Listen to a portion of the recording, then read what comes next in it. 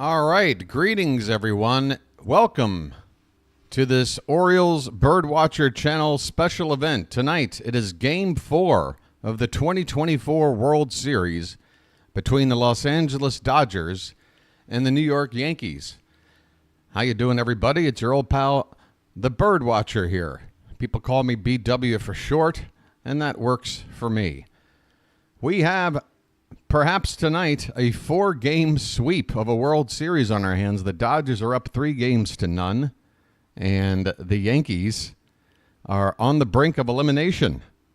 No team has ever come down from a 3-0 deficit in a World Series matchup.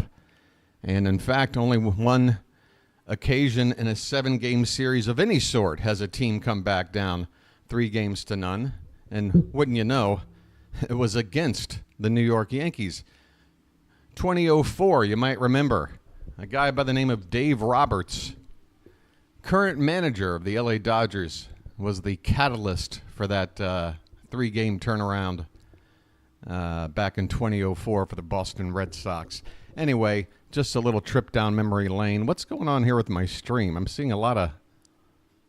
All right, it says excellent condition. Hey, folks, how you doing? Say hello to me if you don't mind. Let me know if I'm coming through to you loud and clear. Am I too loud, too quiet? Am I garbled? Or is everything sounding okay? This will most likely... Well, I'm banking on the Dodgers to sweep at this point. I just don't see how the Yankees are going to have any fight in them. Although the Dodgers are going with a bullpen by committee approach with the pitching staff tonight, it'd be pretty bad for the Yankees to lose this. And I'm looking forward to that possibility. But, either way, this is, if not the last, one of the very last broadcasts, live broadcasts I'll be doing with this particular setup. And I'll be very pleased to be upgrading things here in the coming months. But we're going to try to enjoy this ball game. First pitch is about 10 minutes away, although every game so far has been late because somebody emerges out of the outfield wall to give us a 5-minute song of some sort that has absolutely nothing to do with baseball. But hey, it's all for entertainment, right? Hey, could somebody say, hey, BW, I hear you, you sound fine.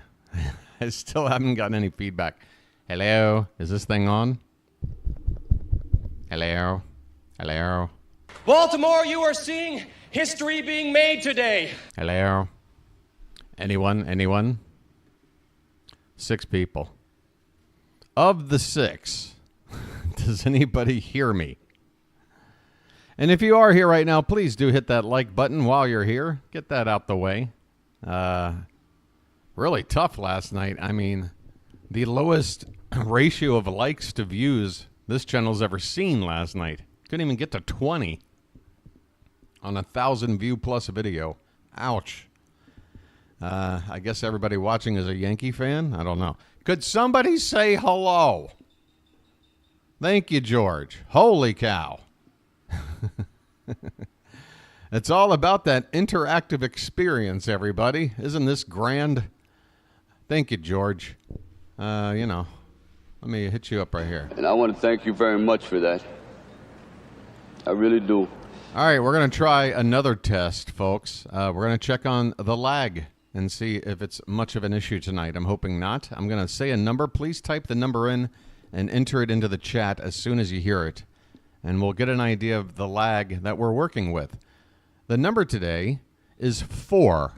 That's right, 4. Type it in. Pretty please. ASAP. The quicker, the better. Okay, that's good. That is not so bad. So the lag looks okay. It's just the turnout that stinks. All right, let's get down to business, folks.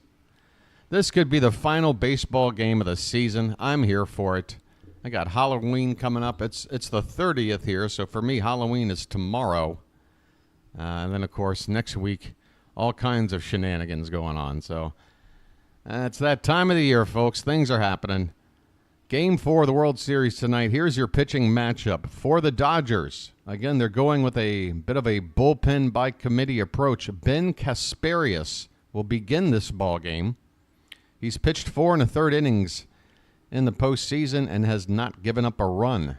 Couple of hits, couple of walks, striking out about 1 batter per inning. He even got a victory, a 1-0 record. Meanwhile, Luis Gil is on the mound for the Yankees. Gil, a rookie pitcher, had a great first half of the season, was in the conversation for the Cy Young probably about midway through the season. Then really started to hit a wall there in the second half, but he's had some decent starts down the stretch along the way. It's you could get a good Luis Gil tonight. You could get a bad one with this Dodger lineup. I'm betting on bad, but we'll see. He can be very effective when he's on, and the Yankees obviously are going to need him to be, because number one objective right now for the Yankees is to just get a lead. You know, get a lead in a game to maybe feel like you got a little bit of confidence. If the Dodgers score early in this one, that's a wrap, folks. I just don't see how this Yankee team, I mean, the body language I saw watching Game 3 had me thinking this team doesn't have the fight in them to come back. And again, look, I don't like the Yankees. It's not a secret.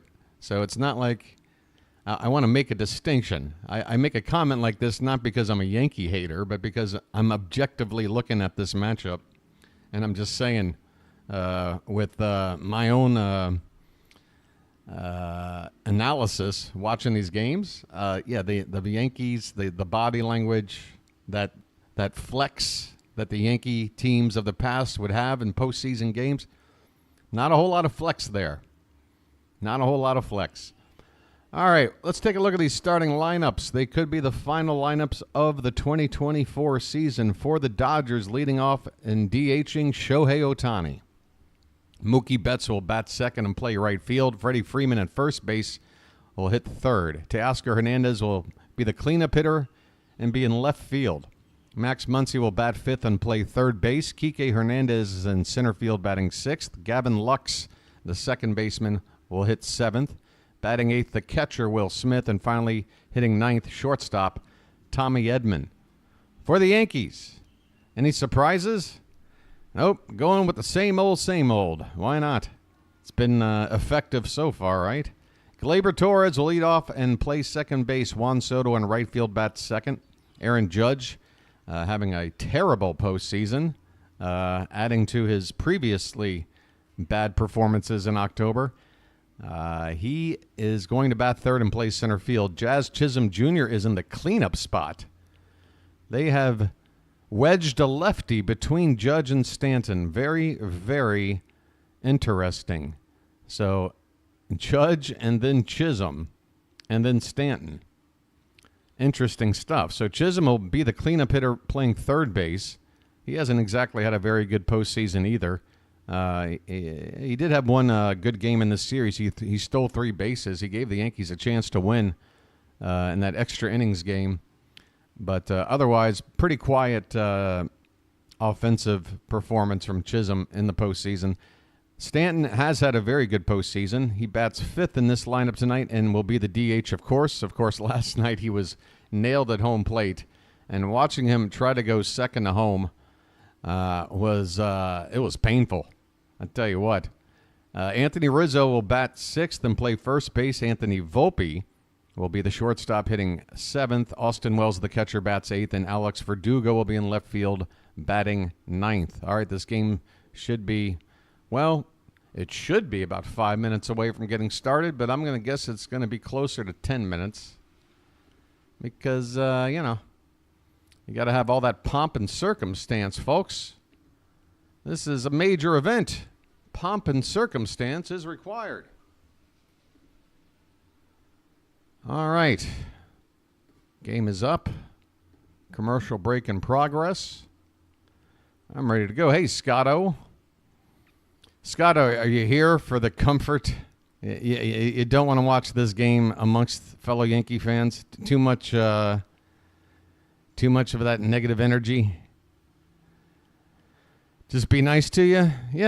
We'll try, Scotto. We'll try. I mean, you're asking a lot. It depends. How you going to be if you come into my chat next year during the regular season when the Orioles and Yankees are playing head to head? You gonna come in flexing?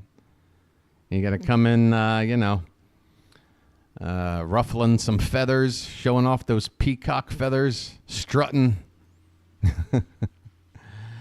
Who knows? We'll see how next season goes. But yeah, Scotto, you are aware, obviously, that in order for the Yankees to win this World Series, they would have to do something that has never been done. So you got that going for you. You're basically playing with house money as a losing side, if that makes any sense. Like, at this point, all expectation is you've lost this World Series, and you might have already had 24 hours to go through the stages of grief that go along with that. Now it's like, hell, if I'm a Yankee, just go out there and, and play a game, have some fun, do some things different. Don't just take the pressure off because, again, there are zero expectations. None at this point. Nobody's expecting a Yankee comeback down 3-0. So that would be my advice. If I'm in the clubhouse, I'm telling the boys, look, win or lose, on this game, go out there and play baseball. Have some fun. Focus, concentrate, but have some fun. Don't let it all get to you, all right? We won the pennant. We're still alive. We're not going to win the way we've been, behaving or mentally approaching things here the first 3 games. So if we got any shot at this, guys, let's just go out there and let's mix it up. Let's have some fun. That would be my advice to this Yankee team. But we'll see. I just don't see how it's possible. Hey there, Robert. How you doing? Boy. All right, if Scotto and Robert are going to be the only 2 people in my chat, one of you 2 needs to change your avatar because my vision, this is like a bad eye exam. I can barely tell the difference between that T and that R. They're both pink. All right, it looks like we've got a warm-up on the mound happening. Ohtani is in the on-deck circle, so apparently we're not going to have a bunch of fanfare and pomp and circumstance. We're going to get right down to business and start this game when they actually said they would start this game. I will say for sure that if the Orioles played in August and September like they did in April and May, they would be a much better match for the Dodgers. Yeah, I mean, look, I'll be honest, Scotto. This Dodger team, I really try to sit there and think. I'm like, if the Orioles are playing their best, could we beat the Dodgers? And the most difficult thing for me to get past is the fact that Shohei Ohtani has done virtually nothing in this series. They didn't even need Ohtani. They honestly didn't even need this guy. They've done it without him. I mean, obviously in the series leading up to the World Series, Ohtani's been very productive, but in terms of this potential sweep, he hasn't done much. Well, maybe he'll do something right here in the first at-bat of the ball game. We're ready to go, folks. Luis Gil on the mound, and the first pitch to Shohei is a fastball above the zone, and Ohtani took a cut and fouls it straight back. Boy, Ohtani really loves going after that first pitch. And I feel like that's part of the reason why he's been struggling to do much in this World Series. He should take a few more pitches. Next pitch is high again from Gil. And the count is 1-1. Ohtani's postseason average is down to 245. It's still like a video game average when runners are on base, but his average has been so low with bases empty, which again makes me think, well, maybe hitting leadoff doesn't make sense. Maybe you should bat him second. Here's a swing and a miss, and the count is 2-2 on Ohtani. I mean, would it be so bad for Betts to lead off? Maybe get a guy on base for Ohtani? What do I know? Dave Roberts has won some World Series. What have I won? I think I won a a cake raffle once. That pitch is up and in on Ohtani. His helmet comes flying off. And Luis Gil, boy, I tell you what.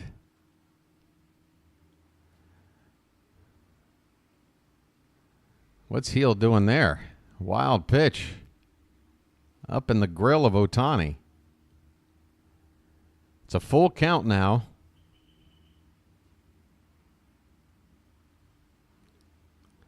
And the payoff pitch. Swung on, hit in the air. Right behind second base, just onto the outfield grass. Anthony Volpe waiting, and he makes the catch. So Ohtani pops up on the infield. Well, technically on the outfield grass, but just a few feet behind the infield dirt at second base. One out here in the top of the first. Mookie Betts coming up next. You cannot stomach Judge any longer. What are you going to do, Scott O? Again, this guy's giving you an MVP season, and he went cold when it mattered the most. It's tough, man. Mookie Betts takes called strike one. And the next pitch fouled at the plate. And quickly 0-2 on Mookie. .291 average in the postseason for Betts.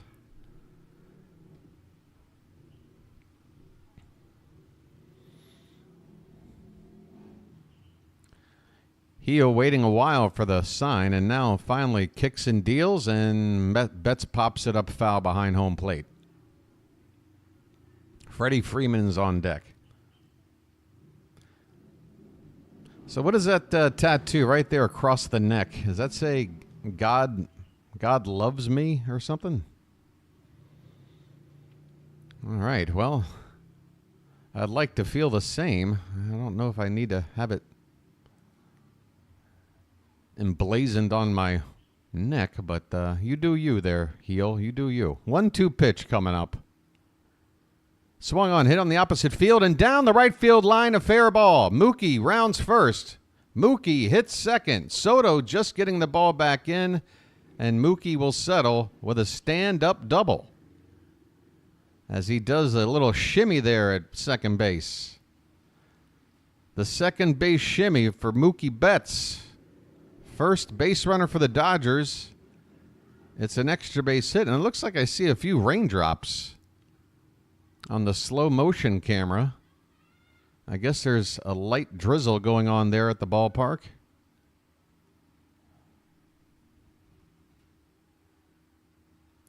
Here's Freddie Freeman, your likely World Series MVP.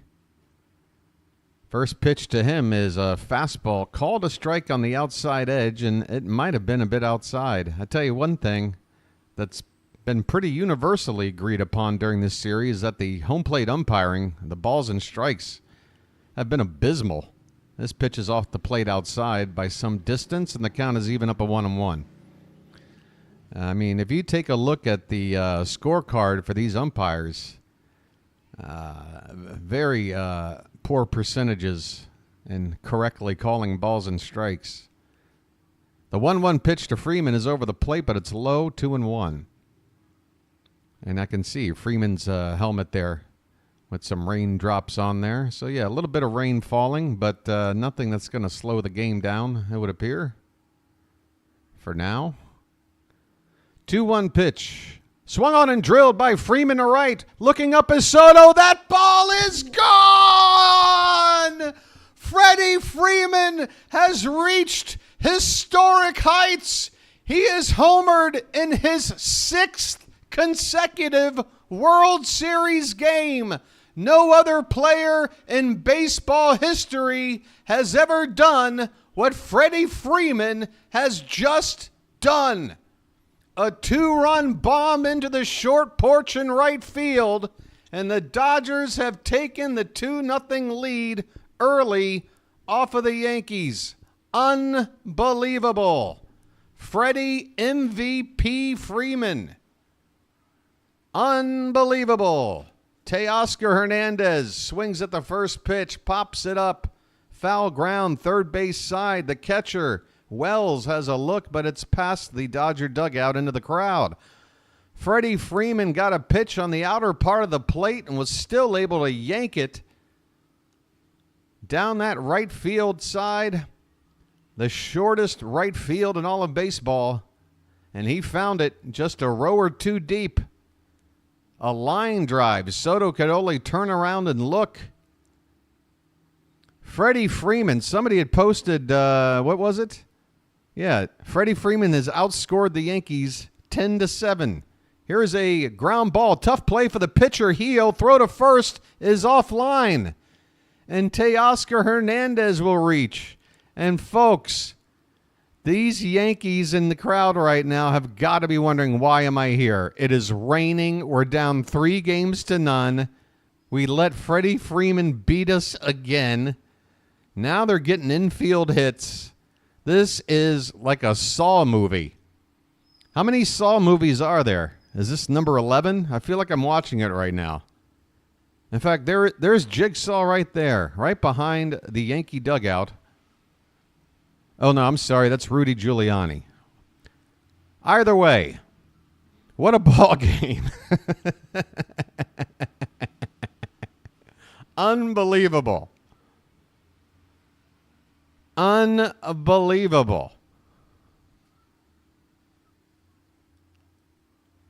Wow. All right, here's Max Muncy, that funky Muncy. First pitch to him. Swung on and fouled straight back. He got a slider that had a lot of the plate. Wow. Freddie Freeman locked in. Shohei who? Here's a check on Teoscar. He's back in with his right hand on the base.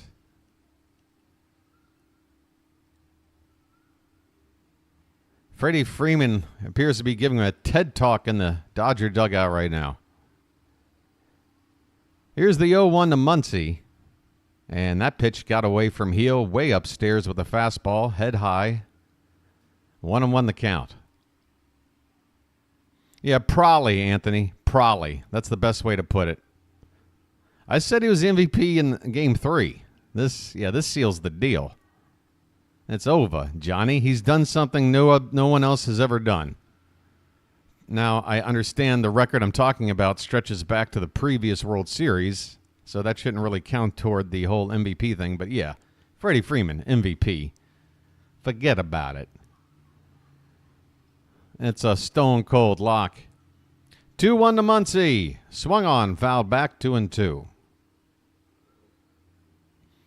Yeah, folks, I tell you what, if the Yankees get swept, that means the New York Yankee record when BW calls a non-Orioles game, the Yankee record is 0-4, which means I'm thinking of starting up a second channel next year, where not only do I have my Birdwatcher channel, I'm going to have a Yankee Hate Watch channel. I'm going to call all the Yankee games, and hopefully they'll go 0-162. How's that for an idea? We got a full count on Max Muncy. 1 out, runner at first, 2 runs in already. And this is the 23rd pitch from Gil already, and he gets a swing and a miss. Muncy chased a high one and strikes out. Muncy has not looked good at the plate. Why they keep hitting him this high in the order, I'm not sure, but they're getting away with it because everybody else is hitting in this lineup. I won't be doing the Ravens game, Anthony. But don't worry. I'm sure there's another channel out there that's calling the game. I'm going to be taking some considerable time off and working behind the scenes on upgrading the channel. First pitch to Kike Hernandez is outside for ball 1. Folks, we're in the top of the first inning. Freddie Freeman, if you just joined us, has just etched his name into baseball history. Swing and a miss by Hernandez, 1-1 the count. Freeman with a 2-run homer here in the first. The 6th straight World Series game in which he has homered.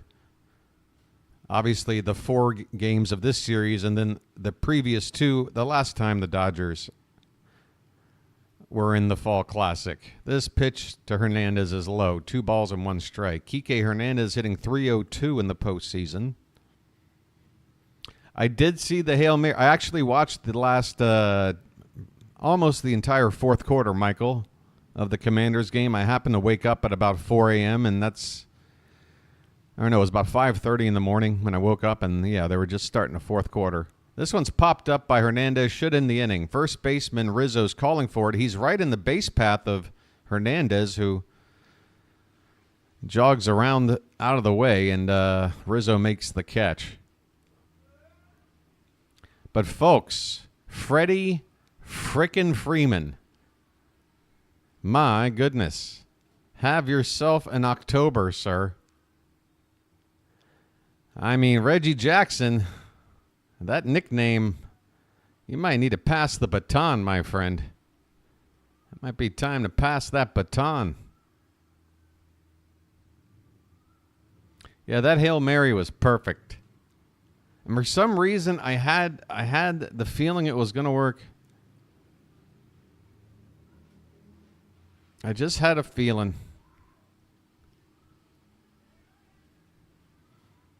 That's how you play. You have one or two of your guys stand about 5-6 feet out of that throng of players and just hope that ball goes up in the air. And then you got nobody next to you. You take it, you win the game. Easy peasy, lemon squeezy. That's how they draw it up.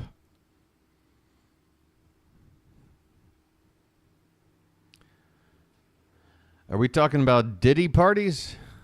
It's kind of early for that, isn't it? Great year for the Yankees. No shame in losing to this Dodgers team. Great year, I guess. I mean, it's a great year for the payroll that they have. I'm sorry, but they went out and got Juan Soto. And, yeah. They also picked a year where nobody won 100 games. Nobody else was really dominating, including us. Although head-to-head, I'd say 8 games to 5 is pretty close to domination. We handled ourselves quite well with the Yankees this year. That's right. 2025 is going to be our year. 25. It's got to be. It's got to be. I'm done with this. That's right. I better get invited to a World Series parade if we ever get one. You better put me on that float.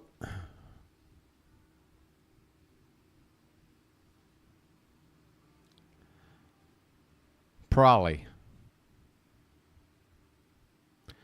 All right, here we go, folks. Bottom of the first. Dodgers 2, Yankees coming up to hit right now. Gleyber Torres, Juan Soto, and Aaron Judge. The 3 batters due up.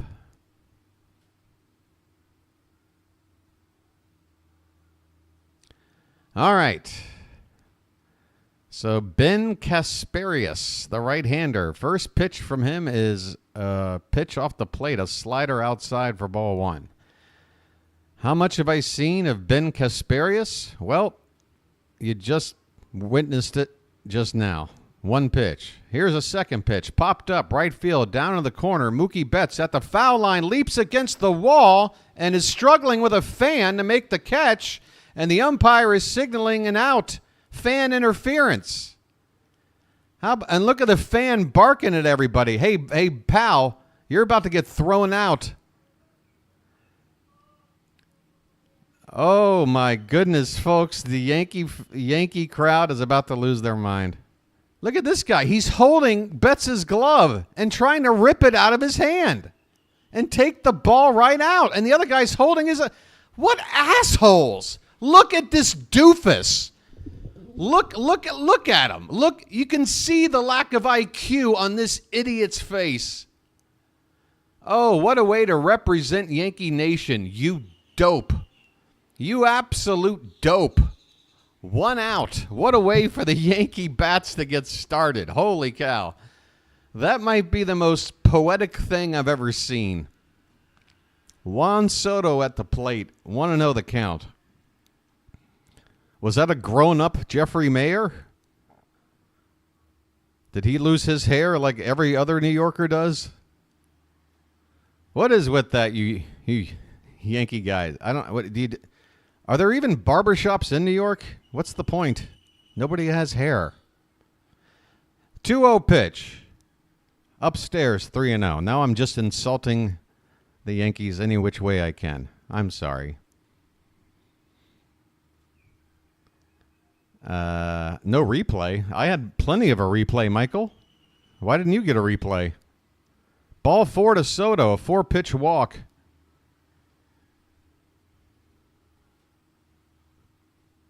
How in the world did you not see a replay of that foul ball and for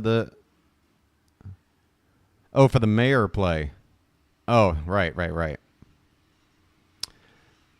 Yeah. I mean, look at this doofus. It's like Walmart shoppers in pinstripes. All right, who else can I offend? Time has been asked for by the home plate umpire for reasons I cannot express. We got Aaron Judge at the plate, 1 out, Soto at first. Judge is hitting 140 in the postseason, and the umpire comes back from out of the crouch, and has he granted ball 1 to Judge? Something's going on here. And, yeah, you can feel the nerves of Yankee fans in this crowd right now. It's being felt on the field of play. The pitch to Judge, check swing, and it's a called strike at the bottom of the zone from Kasparius. You know, my mom always told me that if I wanted to get any dessert, I had to eat my Kasparius. And I refused. She's like, try it with butter. You'll like it. I'm like, no, I don't like Kasparius. This pitch is fouled away. Oh, wait, am I mixing up something? Is that a different vegetable?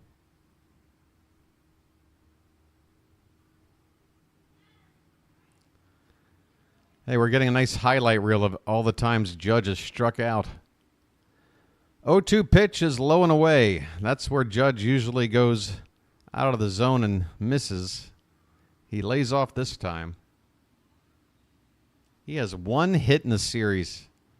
7 strikeouts. Pitch. Another pitch trying to get a chase from Judge, but it's low. 2-2 the count.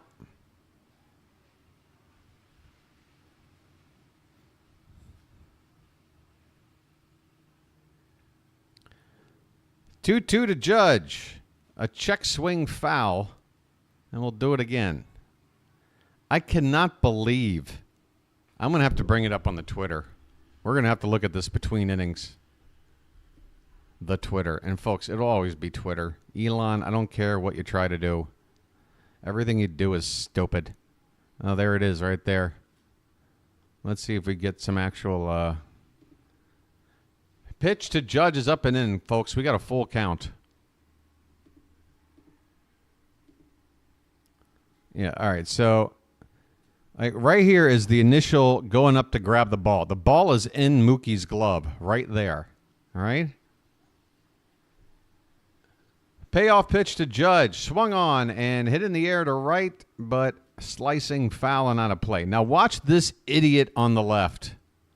This missing however many chromosomes guy over here. Stadium. Look at him. And yeah, look at him grab the actual glove, literally pull it into him, rip it open, and try to take the ball out. Of there. What an absolute buffoon. Ball 4 to Aaron Judge, and the Yankees have 2 men on base. What a buffoon. Just classic Yankee buffoonery.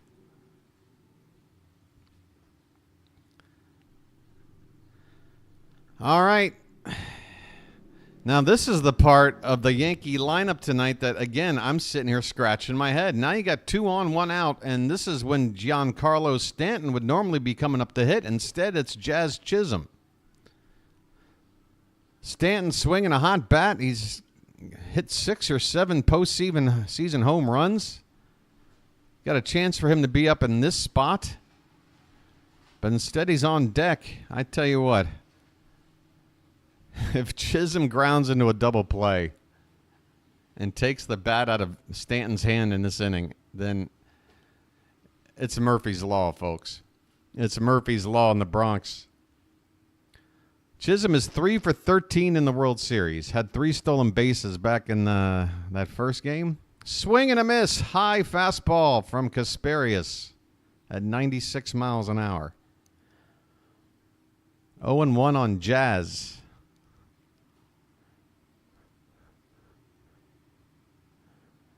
Here comes the next pitch.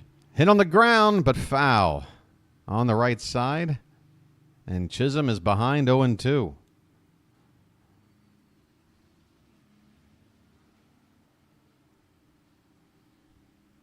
I still cannot believe the behavior of that. Like, what is that? That fan should actually be charged with assault. That is assault. That is beyond just kicked out of the game. That is pressing charges. This pitch is off the plate to Chisholm. The count is a ball and 2 strikes. Like, dude, there's like 5,000 cameras looking at what you're doing. Your life is going to change forever. And probably in a way you're not going to like. 1-2 the count on Jazz. 1 out, first and second for the Yankees. Down 2-0 here in the bottom of the first. Obviously, any kind of rally here, even just 1 run back, would mean a lot in terms of confidence for these Yankees. But if they don't score, my goodness. This pitch is way up and away. 2-2 the count.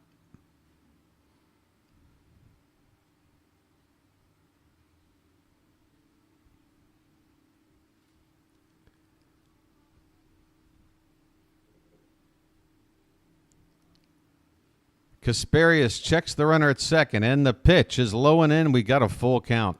And I don't know if the Dodgers, with this bullpen approach, have already got another arm getting loose or not. But Kasperius has already issued 2 free passes.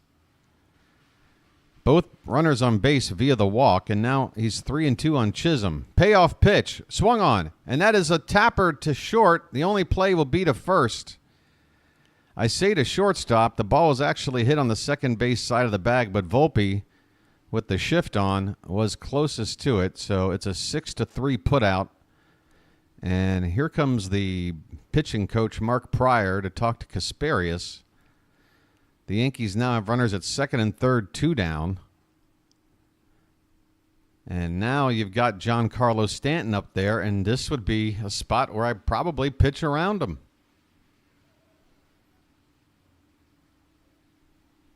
I would absolutely pitch around Stanton, even though he represents what is the go-ahead run. His bat's just too dangerous. His chances of knocking in and tying this game, if not taking the lead, are much greater than whatever Rizzo might do on deck, in my humble opinion. In fact, with a bullpen approach, I would have a lefty. I would just pitch around Stanton and have a lefty ready to go for Rizzo in the bullpen next. All right, let's see how they treat Stanton. The first pitch is upstairs. Stanton laid off. So they're not going to just put him on, but I will be surprised if anything is in the zone here. Next pitch. He got a comebacker. And it's past the mound, but the second baseman, Lux, has it. He goes to first in time. They go ahead, and the Dodgers have no fear. The Dodgers have no fear. Kasperius issues 2 walks.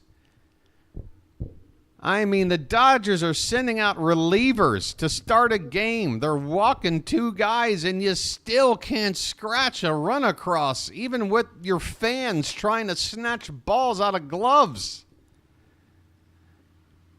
These Yankees have hit rock bottom. This is the Marianas Trench of baseball we're witnessing right here, folks. Only a handful of human beings have ever been this low. James Cameron and the 2024 Yankees. Holy Toledo. We go to the second inning, 2-0 Dodgers. Wow. Wow.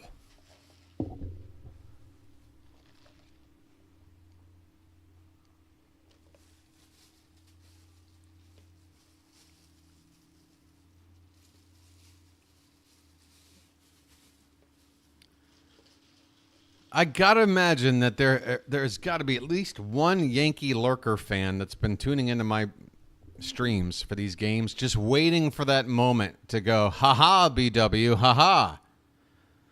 We'll show you. That chance has not yet come, has it? Will it come? Yeah, Mookie reacted exactly the way he should, or anybody should. I mean, he was definitely upset, and it's a good thing we have these umpires working down the foul lines for the playoffs, because it really came in handy there. That right field line umpire was right there to see all that go down. Yeah, Scotto, can we talk about this idiot one more time? For effort. Again, I'm calling this assault. This is assault right here. And yeah, Betts has that ball in his glove, and this fan literally tries to look at take him pulling his off. He could have hurt him. He could have like pulled a muscle or something. Like he's putting him basically like in an arm bar. This idiot. And look at the dumb smirk on this idiot's face. You can just see the lack of IQ. Pries the ball out of there. I'm surprised his hat is even on straight. Hey, look what I did. Did I do good? You know who he is? He's Mongo from Blazing Saddles.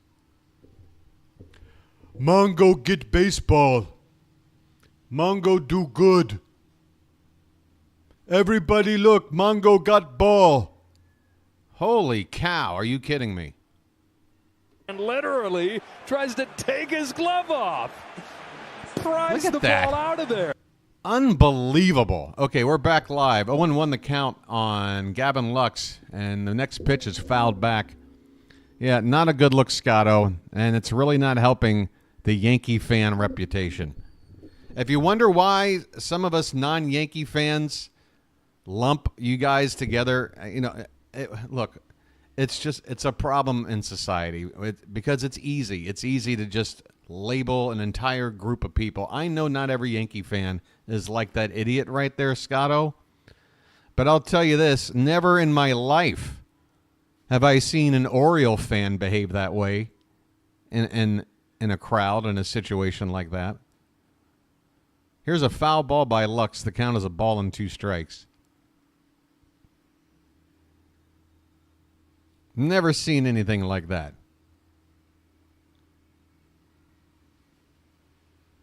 1-2 pitch to Lux. Up and in, 2-2. Luis Gil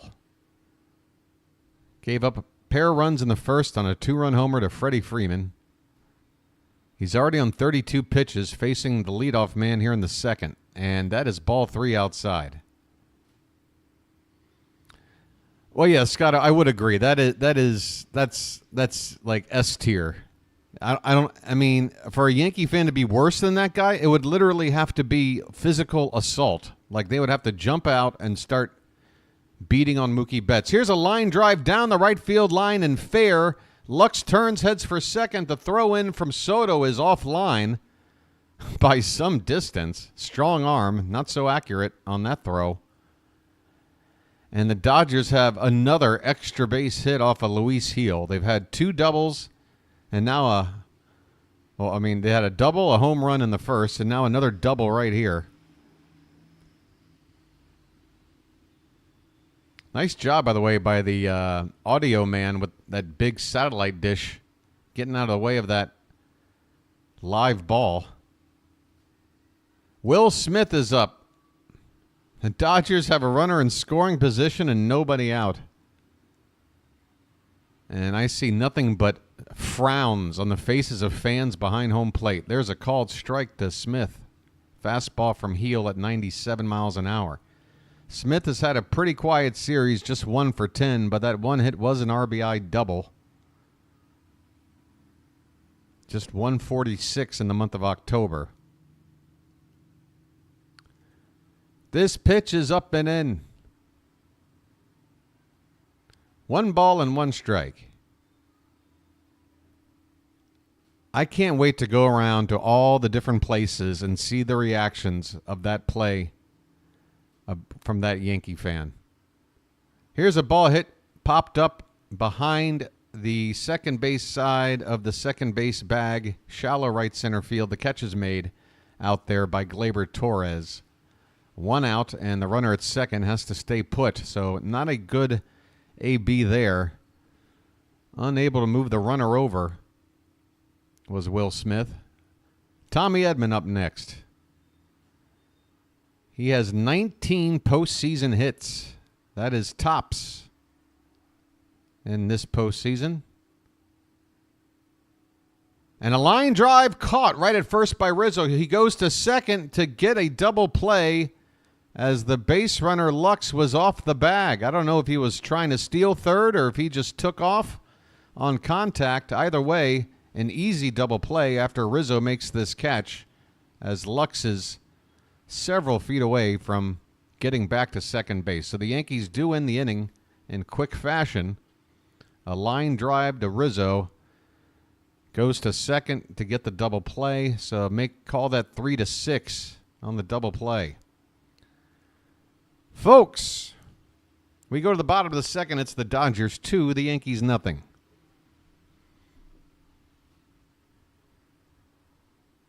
Neither, Michael. It's Mason Miller. Mason Miller is Rookie of the Year.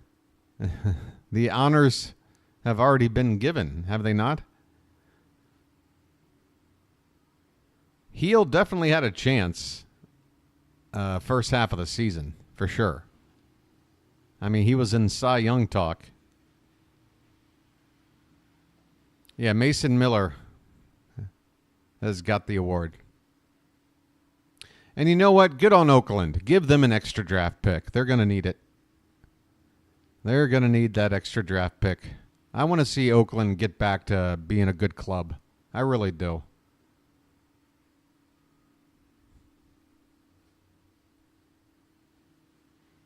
Now, mind you, as soon as they do get good again, I want to kick their butt. But I just, it was really I only saw the last couple of seasons of the eventual downfall of the Oakland Athletics. But, man, it was tough to see just how that entire area of the ballpark just turned into a post-apocalyptic nightmare.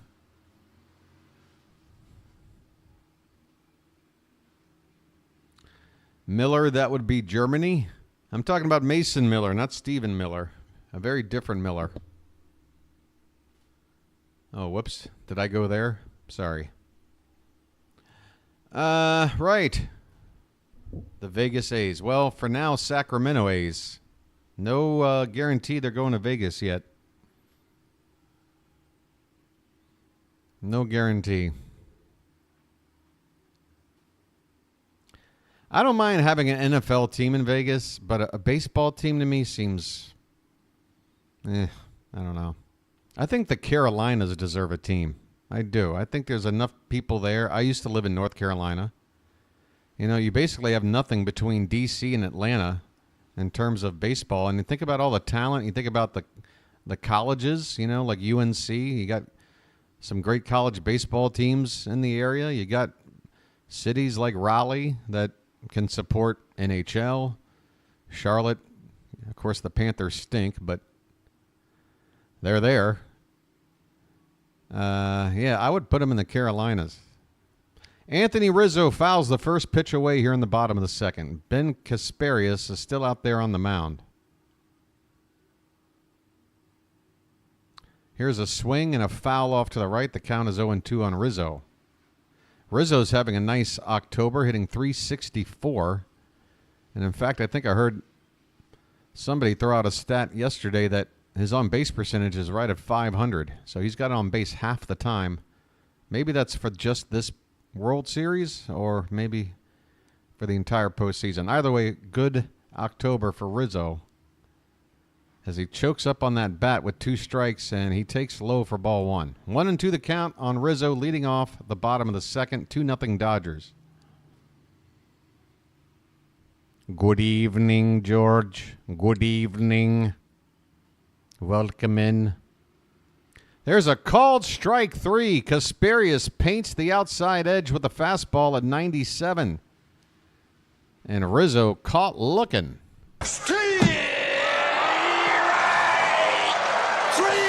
Well, y'all come back now, you hear?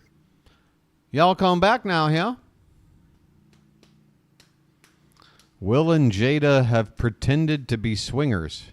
I have no idea what that has to do with anything else being talked about right now. But okay. Anthony Volpe at the plate. First pitch is strike 1. Next pitch. Swung on. Popped up. Right side. Out of play. 0-2 on Volpe. Yeah, and the fact that Kasparius here is...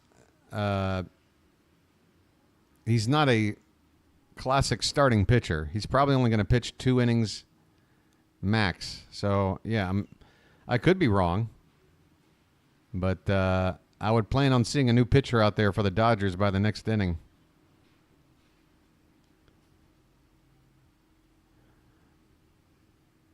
This pitch is high, and the count even up at 2-2 on Volpe. 1 out, nobody on in the bottom of the second. Yankees had 2 base runners stranded at second and third in the first. Here's a pitch upstairs. That's ball 3 to Volpe.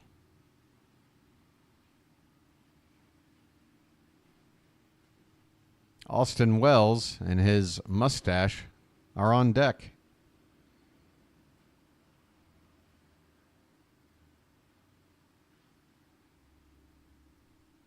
I swear, I used to have a Lego figurine that looked like Austin Wells.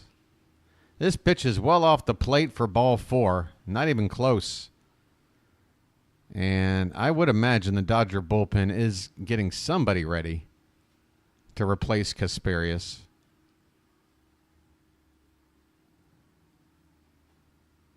It's the bottom part of the order. I don't see Kasparius going through this order a second time. Here's Austin Wells, the number 8 hitter. First pitch to him, outside for ball 1. So the Yankees have not yet had a hit, but 3 walks by Kasparius through just an inning and a third. He can't be getting away with that for long. This is a curveball called a strike, and a little help there from the home plate umpire. That looked about an inch or 2 outside.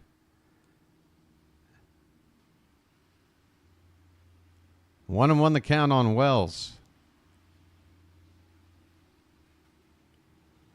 Pitch. That's right in there for a strike.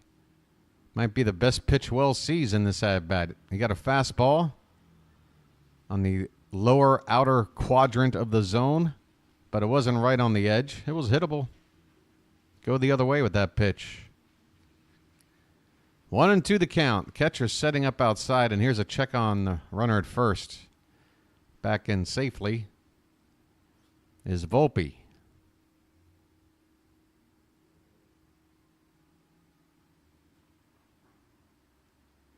Hey, Nicholas, you're welcome.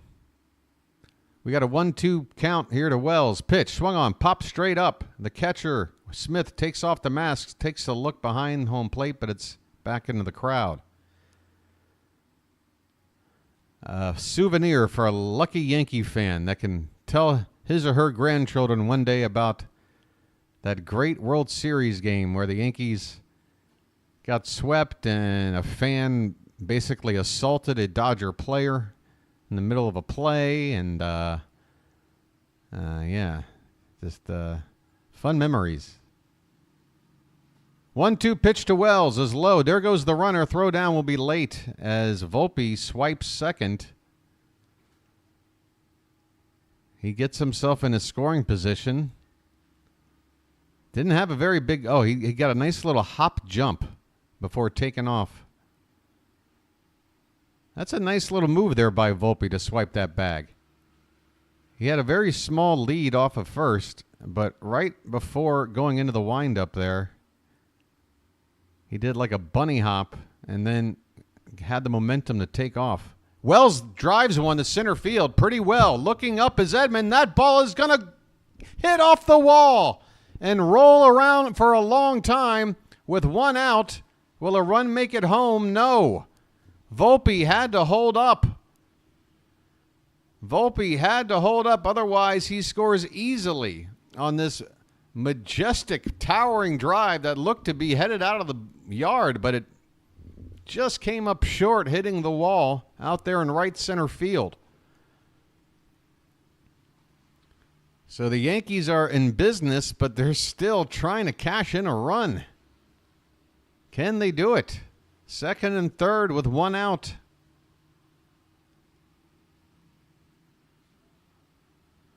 Here's a look at a third base coach who's been under a lot of criticism from Yankee fans. I don't remember his name, but I've heard a lot of get rid of him's. Here's Alex Verdugo in a huge spot for the Yankees, and he takes a called strike one. Here we go. They've got to at least get the runner in from third here and get a run on the board. If the Yankees cannot do that, forget about it, I believe is the expression. You got to get something out of this. You're facing a reliever who's already on 39 pitches. Pitch. Swing and a miss. Verdugo chased a curveball below the zone, and the count is 0-2. If Verdugo strikes out, I don't know what. Oh, by the way, folks, have you noticed there's a new thing in our chat? It's called goals. I've got a super chat goal. If anybody meets it, you win a prize. The 0-2 pitch. Swung on, foul back. We'll do it again. I need a lucky. Let's see where that ball hit off the wall. Oh, it hit right off the TikTok /@Yankees sign. That ball was a foot and a half from getting out of here. 0-2 the count on Verdugo. The pitch. Swung on, hit hard, but right to first. Freeman will go to the bag himself. Did Volpe take off? He did. The Yankees are on the board with an RBI ground out. The score is now 2-1. RBI ground out by Verdugo. And going from second to third, the trail runner, which is Austin Wells. Back to the top of the order, Gleyber Torres due up, and the Dodgers are indeed on the bullpen phone. First pitch to Gleyber, popped up, should end the inning. Right field, coming in is Betts. He camps under it, he makes the catch, inning over. The Yankees do get a response of some sort. The first hit of this game, a double by Austin Wells, putting runners at second and third, less than 2 out, and a ground ball RBI drives in a run. We head to the third, Dodgers 2, Yankees 1.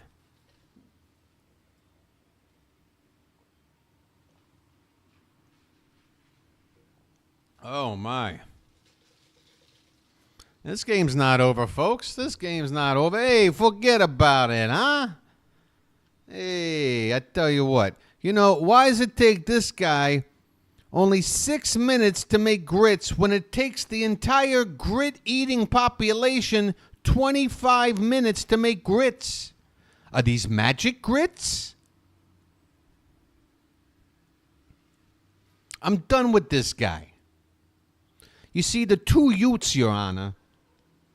The two what? The two Utes. A Ute? What is a Ute? I'm sorry, Your Honor. Youths. I will not take any blasphemy in my courtroom. You see, the 61 Tempest did not have positraction. It wasn't until the 64 Tempest.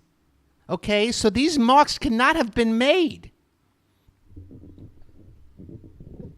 Oh, you're a smooth talker. You are. You are.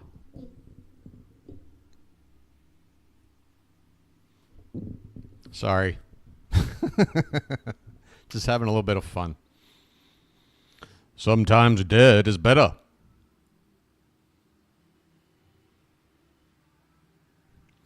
All right.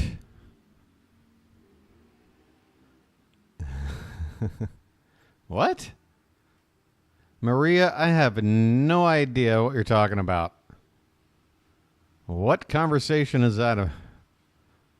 Mick who? Dundee? Jagger? Hey, Shantae, how you doing? My biological clock is ticking like this. Sorry. We go to the top of the third. Very nice. Very good. Hey, Pure Adrenaline Sports.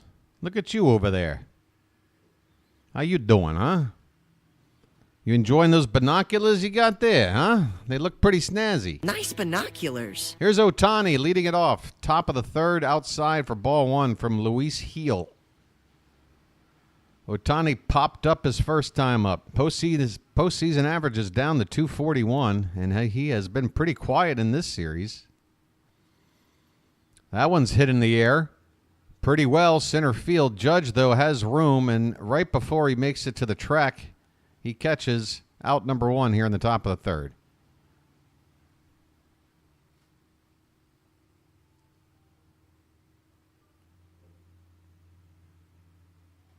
That was a strong throw in there from Edman after that ball hit off the wall, by the way. This Edman guy's got some tools. Switch hitter, can play center, shortstop, a little bit of pop, a little bit of speed. Here is Mookie Betts. He takes a called strike on a heel changeup. 1 out, nobody on, top of the third. 2-1, excuse me. The Dodgers are ahead. And here's a ball hit on the right-hand side. Second base, Gleyber Torres, routine play for out number 2. So Heel retires Ohtani and Betts rather quickly and rather quietly. Now it's Freddie Freeman's turn.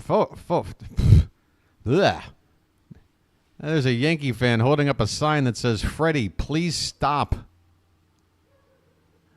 I wonder if he'll get anything to hit here. Because I think Yankee fans will go ballistic if Freeman were to barrel up another ball. They're probably begging Hill to just pitch around him. Oh, the first pitch is off the plate.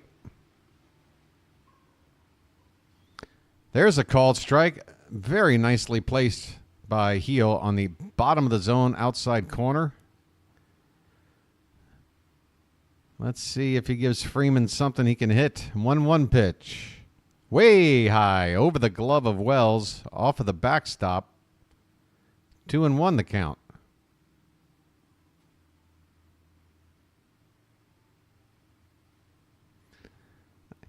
Okay. The 64 Tempest, Your Honor, did not have positraction. This ball's popped up and should end the inning. Left field, Verdugo makes the catch. We go to the bottom of the third. Dodgers 2, Yankees 1. Bottom of the third coming up, and the big boys are coming up to hit as well, right?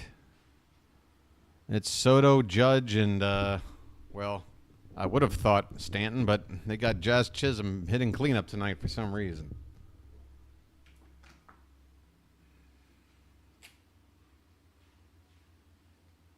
Folks, it was a gorgeous morning here in Thailand. A lot of rainfall overnight, and it was still pretty wet in the morning. And with the sun not quite up and some cloud cover, it's nice and cool. There's a bit of a breeze. I got the air con off. It's nice. If this game wasn't on, I'd be strolling around the neighborhood doing my morning walk. But hey. You blend. You blend. By the way, Marissa Tomei, what a looker. There is a woman who has aged gracefully. Marissa Tomei. Beautiful lady in the 90s, in the 2000s, in the 2010s, still in the 2020s. I don't know. Maybe it's because I'm within the age range. But Marissa can still get it. And she's very talented. I don't mean to objectify Ms. Tomei. She's a fine actress. Just also very attractive. One of my favorite Pesci movies. Yeah, who doesn't love My Cousin Vinny, right? Courtroom comedy. Fish out of water kind of thing.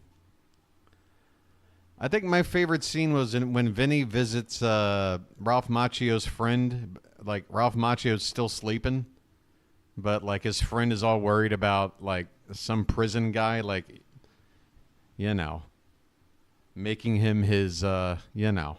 And then Joe Pesci shows up. He has no idea who he is, and all these double entendres. It's like, hey, you're going to need me.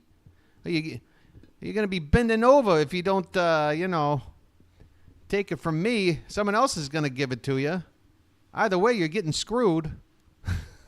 Or something like that. Oh, it's classic.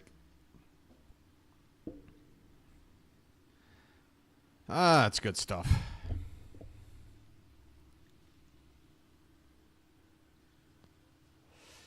Yeah, you know what? I haven't seen that movie since it came out, The Super.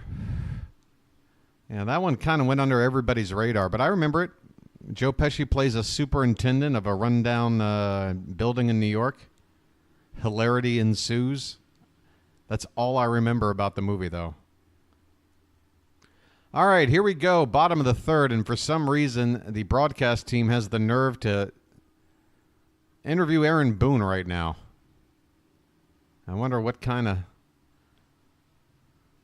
stuff he's talking about. Juan Soto at the plate, he fouls a pitch away. Because that's when you want to cut the screen in half, is when Juan Soto's at the plate in a one-run game in a World Series. We want to watch a manager talk to a guy in a suit. Is anybody there to understand what we want as viewers? This pitch is low and into Soto, 2-1 the count. By the way, Hudson, is it Daniel Hudson? He is now on the pitch, right-hander. 5 innings pitched in the postseason, 1 earned run given up. Swing and a miss on a 2-1 pitch, and the count even up at 2-2 to Juan Soto. My game just froze. My game just froze. And it's not unfreezing. Gonna have to go in here and reopen it, I guess. Stand by. Soto had 2 strikes. I'm probably going to miss the end of this AB.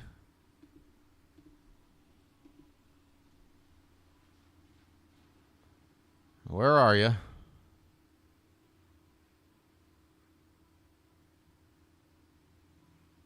I'm getting the spinning wheel of death here. Where's my game?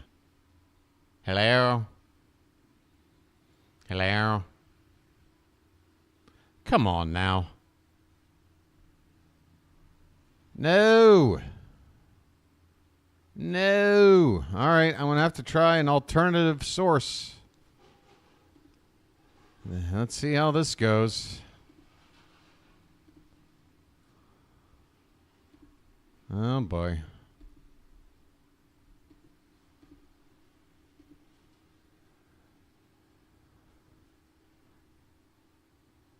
Fox Sports just killed your stream as well? What the hell's going on? What kind of shenanigans is this? Apparently there's a runner at first base with 1 out. I'll tell you how. Soto struck out. Aaron Judge got hit by a pitch. Aaron Judge hit by a pitch at first base with 1 out as I scramble to find the game somewhere else. What the hell, man? Everybody's watching. What the hell? It's the World Series. How is it not available to the entire viewing public?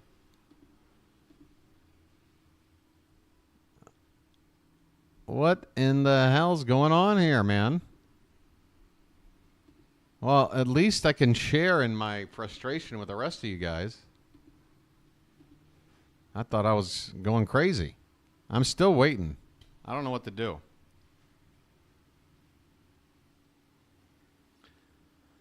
Is everybody listening to my voice right now still frozen? Maybe somebody who was frozen can report when they're not frozen, and I'll attempt to reopen it again, I guess. Until then, folks, I don't know what to do except to just explain what's happening via the scoreboard. Right now, Jazz Chisholm should be at the plate and now we got first and third. So Chisholm just got apparently a base hit. Aaron Judge makes it over to third. First and third with 1 out. So the Yankees have the tying run 90 feet away. And I still don't have the game.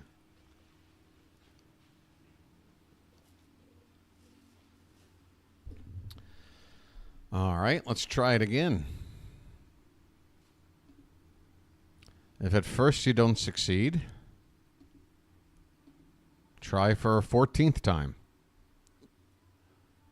All right, I want to try this one, and fingers crossed, because I've never done this before.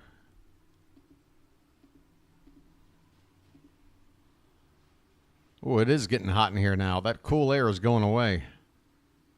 Might be time to... I can't believe it. Even my backup channel ain't working.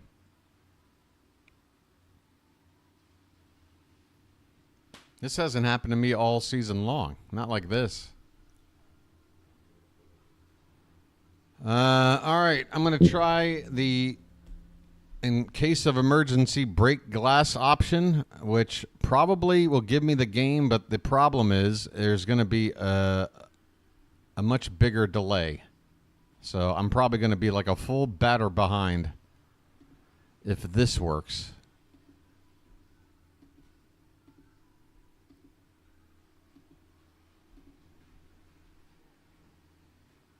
All right, well, it's in commercial. So I guess the Dodgers are making a pitching change right now. Yeah, the other stream isn't coming up. All right, you guys let me know when your regular game comes back up. I've got the game back up here. I have no idea how far behind it is in terms of versus... well, we'll just find out. Hold on a sec.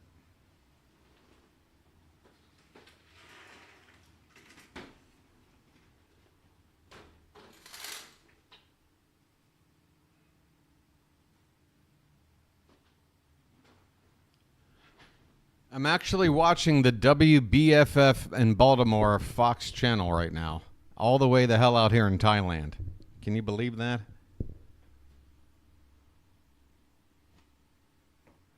Come on, WBFF. What the hell's going on? It's frozen again. Now I'm just staring at Aaron Boone.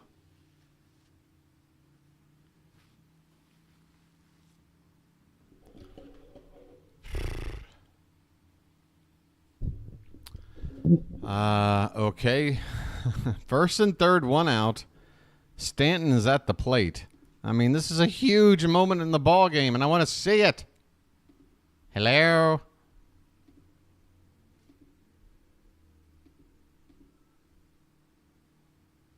And now I'm looking at a commercial again. Oh, this is, yeah, something is very wrong here.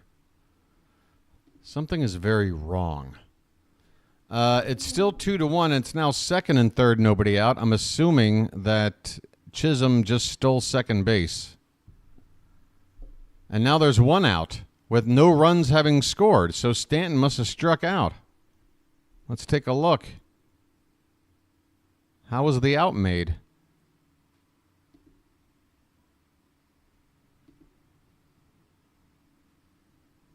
So yeah, it was first and third. They're now showing second and third with one out, but this hasn't been updated yet.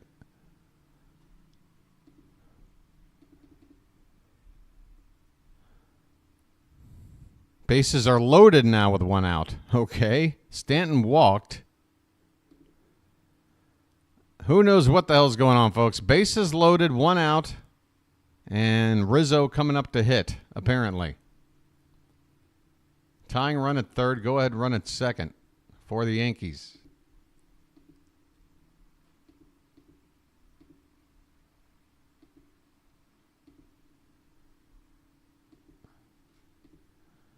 Oh, me, oh, my.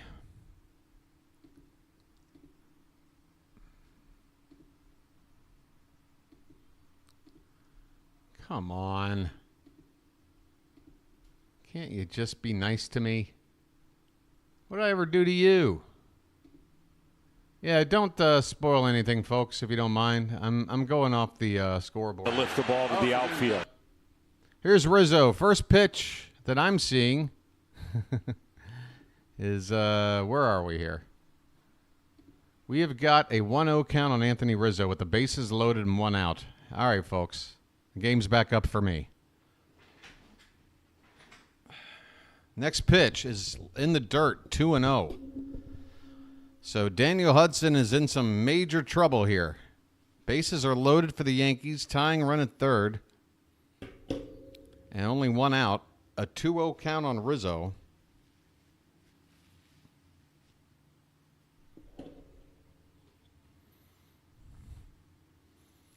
Here's the next pitch. Swung on, hit hard but foul on the ground, right-hand side.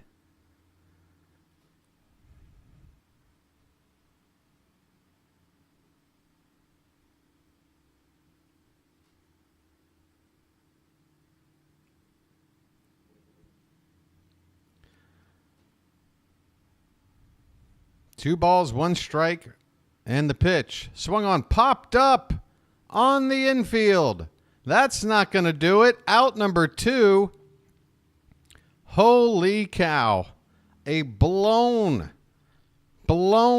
chance by the Yankees once again.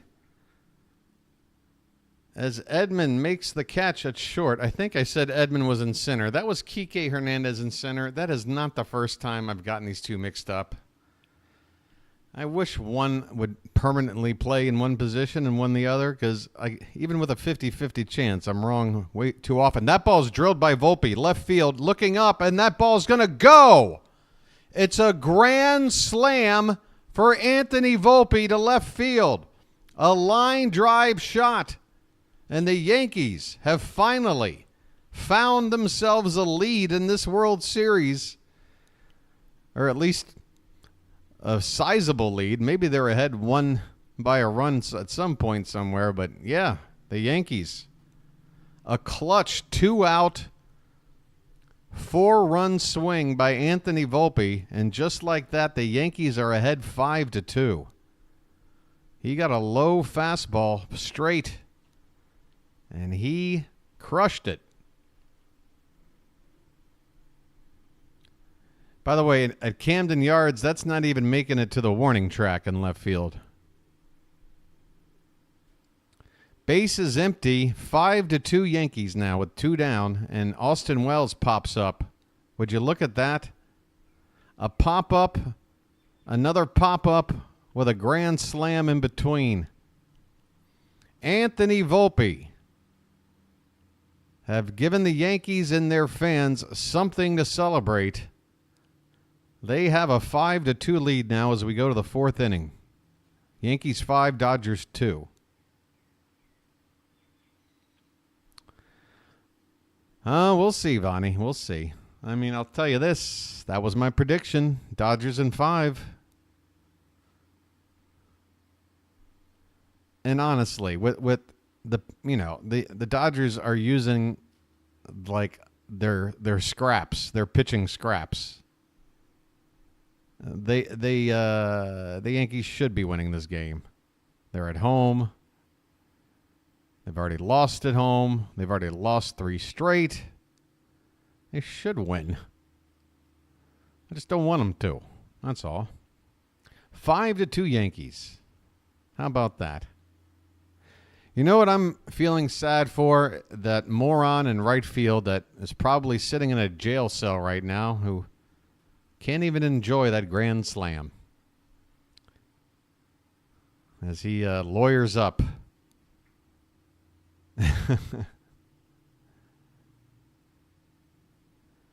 What? Maria, what are these non sequitur comments about? I have no idea what any of this has to do with either baseball or even, like, sometimes they'll start talking about movies or some sort of pop culture thing, and then that comment. All right.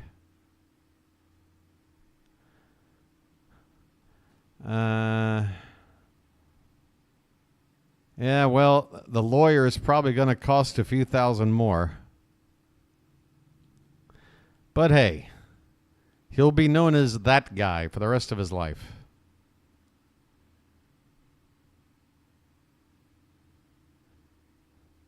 I couldn't believe my eyes, man. The guy was trying to give Mookie Betts an arm bar. How did he think that was going to go? I saw this in a movie once. It worked.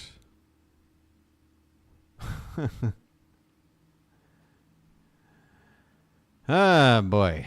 Well, we got the 4th inning coming up. Is that it? Oh, man, my sinuses are killing me already. Come on now.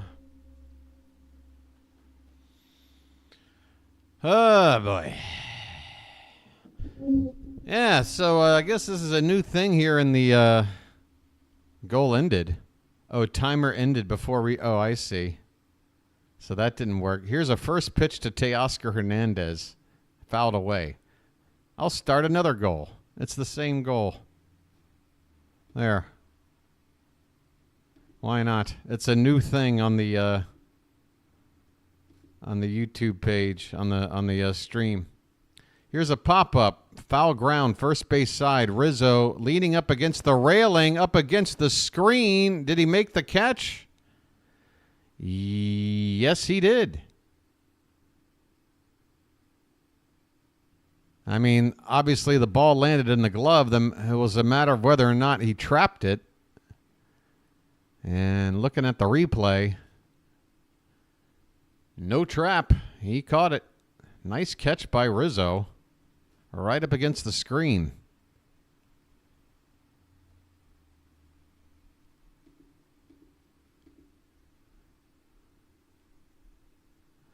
All right, Max Muncy at the plate. Man, he has not done much.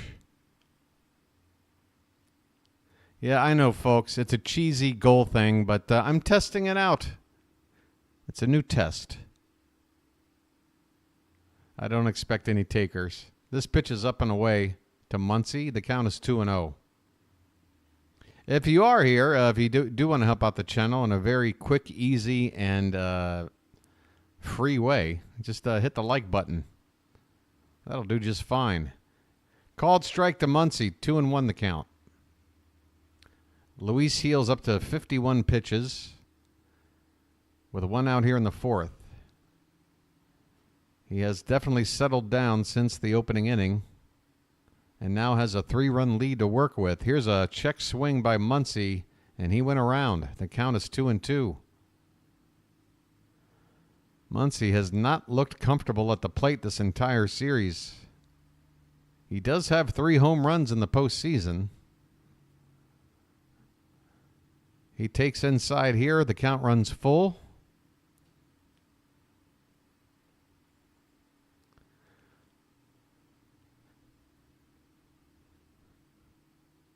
Here comes the payoff pitch, and it swung on, foul back. We'll do it again.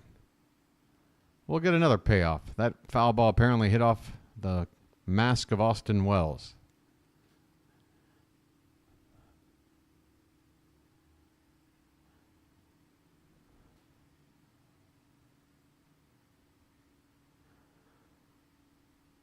3-2, 1 out, nobody on, and the pitch to Muncy is in the dirt, ball 4. Muncy, no need to swing, just had to spin out of the way of a pitch in the dirt near his feet. So Muncy aboard with a 1-out walk.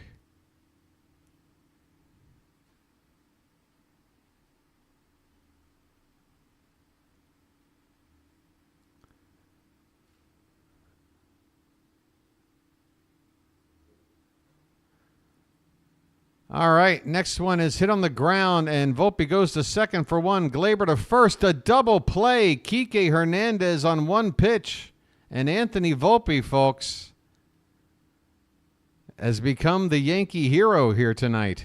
He hits a grand slam in the last half inning and makes a nice sliding stop of a hard-hit baseball in the hole and is able to start a double play out of it. So good work from Anthony Volpe with the bat and with the glove. The Yankees have momentum. Oh, wait a minute. Whoa, whoa, whoa. Do we have a challenge coming? Because Hernandez looks safe. Hernandez looks safe, and he's still standing out there on the first base bag. And I think we're going to have a challenge. And I think the Dodgers will win it.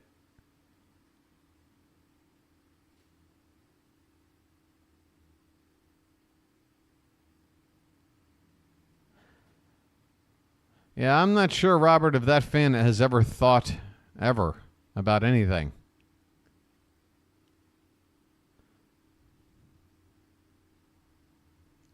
Folks, you see the replay. What do you think? Safe or out? I think he's safe. I don't think that ball is in the glove enough yet when that toe taps down. The runner is indeed safe. The umpire making the ruling. Dodgers win the challenge. They get out of that double play. And the inning remains, let's just say the inning continues. I just backed myself into a verbal corner there. The inning will continue. Gavin Lux coming up to hit. Kike Hernandez at first base with 2 down. Lux doubled his first time up. Pay no attention to the scoreboard on the screen. They haven't adjusted things yet. This pitch is outside to Lux for ball 1. A 92-mile-an-hour changeup. How do you have a 92-mile-an-hour changeup? I'd probably take a little bit off of that. Check swing. Is that a called strike? That's way off the plate. Come on, Blue. 1 ball, 1 strike on Gavin Lux.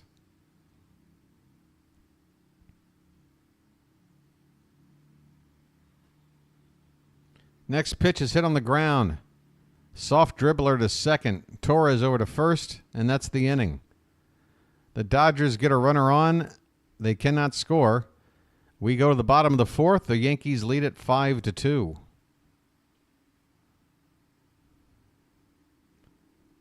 Hey, Robert, what do you think Rex Barney would have said about that fan back in the day if he pulled that sort of shenanigans?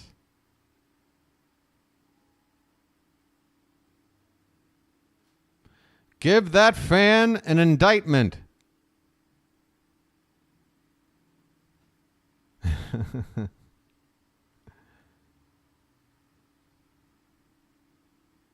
Give that fan 5 to 10 in a correctional facility.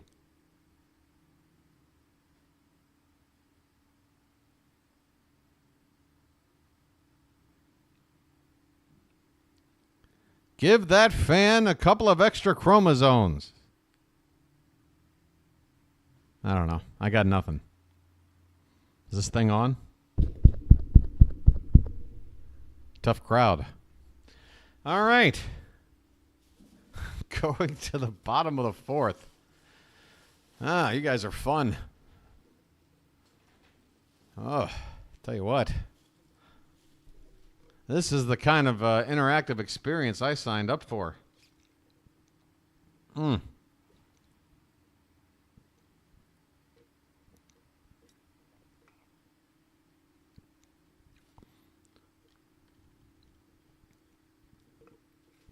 You had to check in on your Flyers. Flyers, huh? They don't even fly. That's a lie. George still bummed after the slam. Oh, come on now. Come on now. It's the Yankees. Just imagine how miserable they'd be if they somehow were to lose this game, despite the salami. Give it a chance. They've proven to me in this World Series that they can find ways to lose. You never know.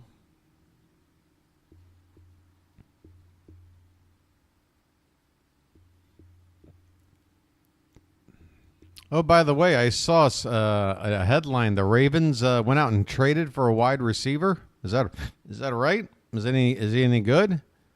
Is it a big deal? You don't often hear about mid-season trades in the NFL, at least not big ones. But apparently the Ravens have got themselves a new receiver. What do they have to give up for him? A draft pick? Who is this guy? Let me know. All right, here we go. Bottom of the fourth. Verdugo at the plate and a new pitcher on for the Dodgers. First appearance here in the World Series, Landon Knack. And this pitch is a curveball that just clips the top of the zone, apparently. Looked a little bit high. 1-1 the count on Verdugo. 0 for 1. But that 0 for was an RBI ground out. Here's a line drive, base hit in the right field. And Mookie's going to have to cut it off. Verdugo is going to put on the brakes and stay at first as the ball comes in quickly. And did my game just freeze again? Did my game just freeze again?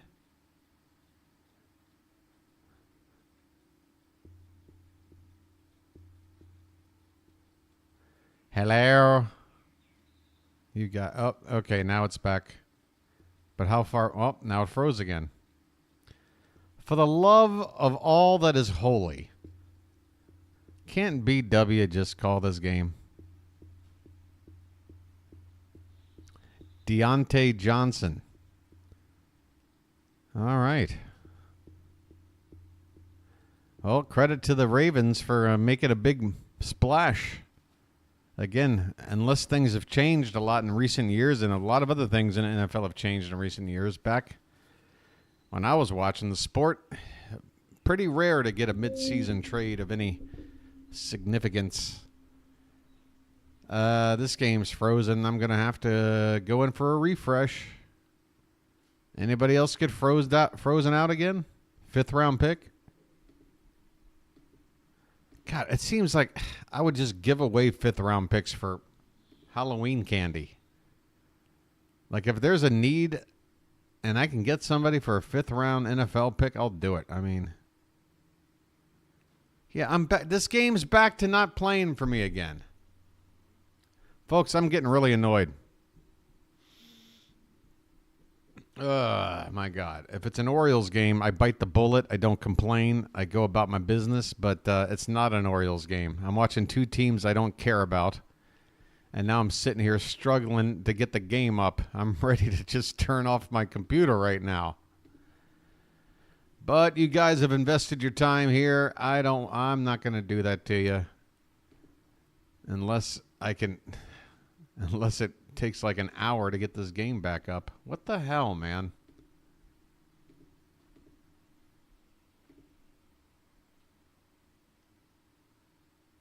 It's right back to what happened like 20 minutes ago. Are you guys having issues once again with your game? Because I am.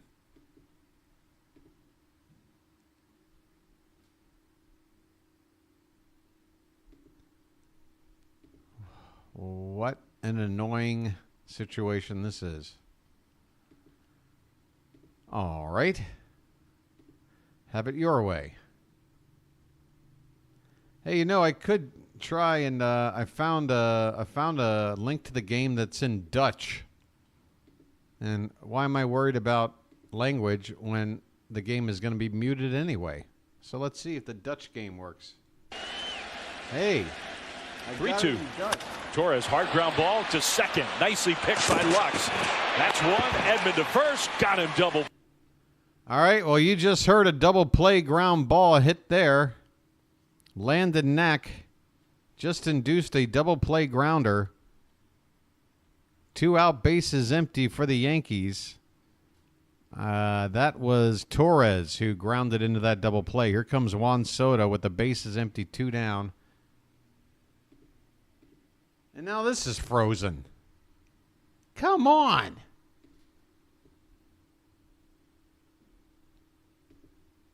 I tell you what.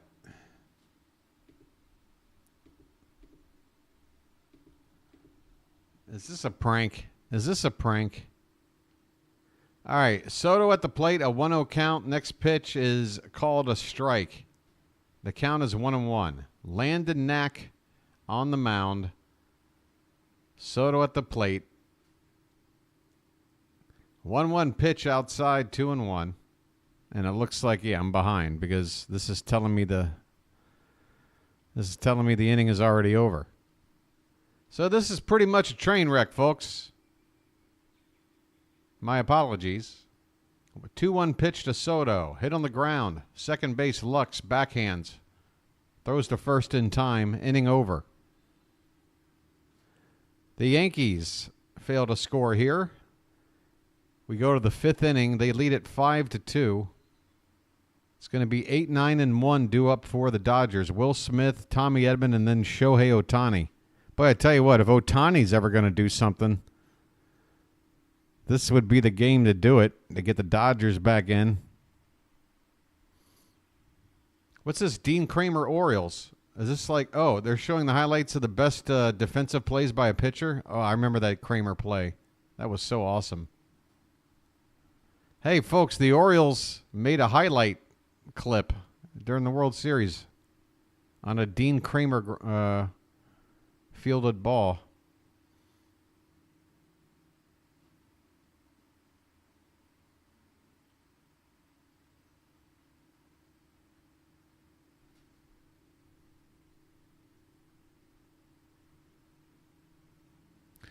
Joe Flacco, how old is he? He's got to be in his 40s, right? I don't think all the gold gloves have been dished out yet. I know we have a few finalists, but I'm not expecting any of them to win.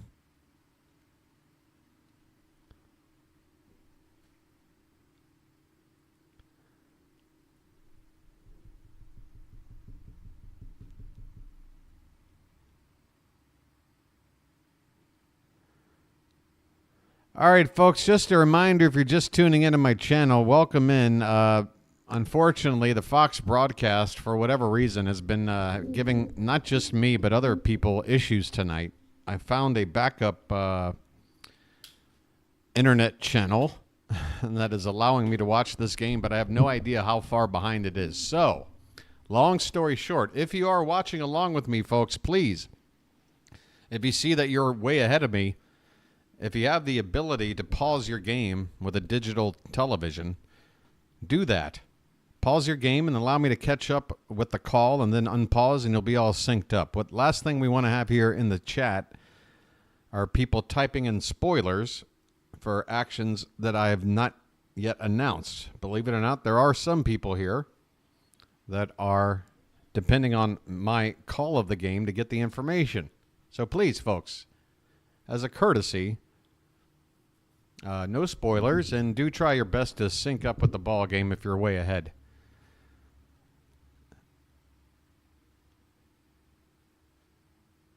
Spoilers will be dealt with.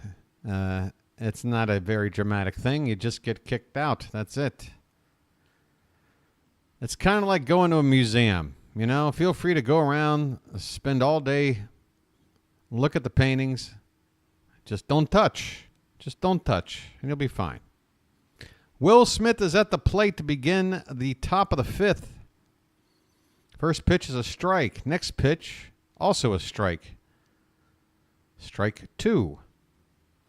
Smith is 0 for 1.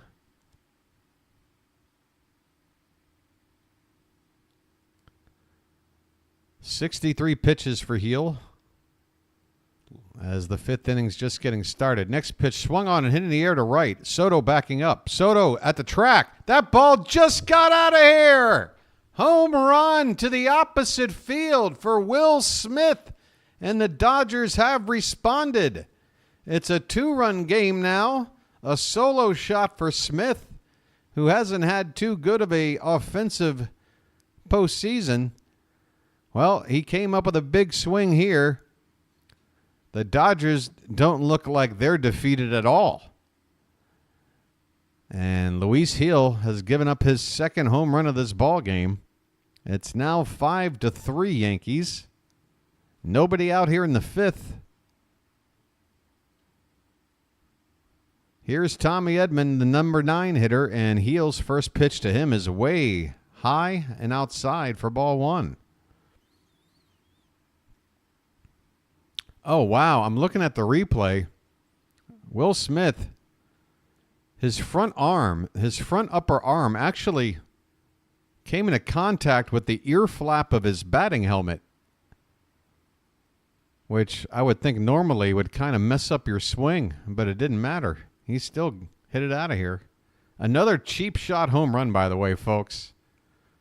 All 3 home runs combined between these two teams are not leaving Camden Yards.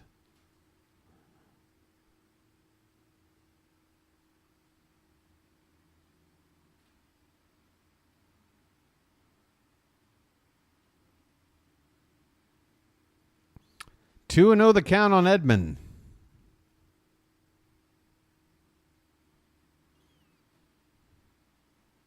Activity in the Yankee bullpen. A lefty, Tim Hill, getting loose with that sidearm delivery. Here's a called strike, bottom of the zone to Edman. 2-1 the count on him. He lined into a double play his first time up.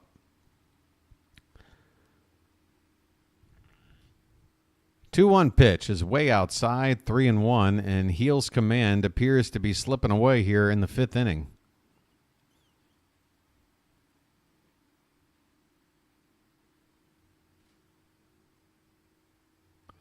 Three-one pitch, and there's ball 4. And I would expect with Shohei Ohtani coming up that might be it. Here comes Aaron Boone. That's it. Tim Hill getting up and ready for this very occasion. And Luis Gil's not going to have an opportunity to get the win and try to pitch 5 innings. Here we go, folks. And this is why I know a lot of you are saying, hey, we're going to 5 games. Hey, I would not be going there quite yet. The Yankees are back to making it a bullpen game again with, nobody out in the fifth. So we're talking 15 outs the Dodgers have against this Yankee bullpen staff to make up what now is just 2 runs. And they've already got a runner at first and nobody out. So anybody's ball game, folks. I'll be right back. I'm going to hit the head. Be right back.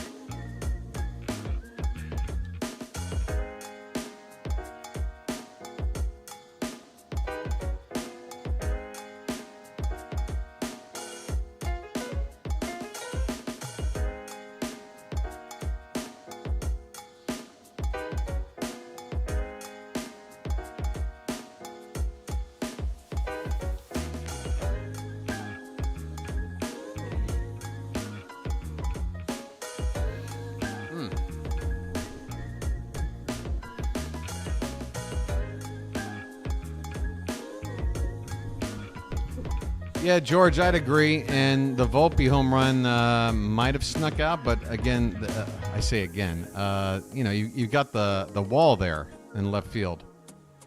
It's short, but you got to what is it, about a 15-foot wall versus a 5.5-foot wall in the Bronx. And yeah, all these home runs have been like line drive shots. They've not been those towering blasts. They've been liners.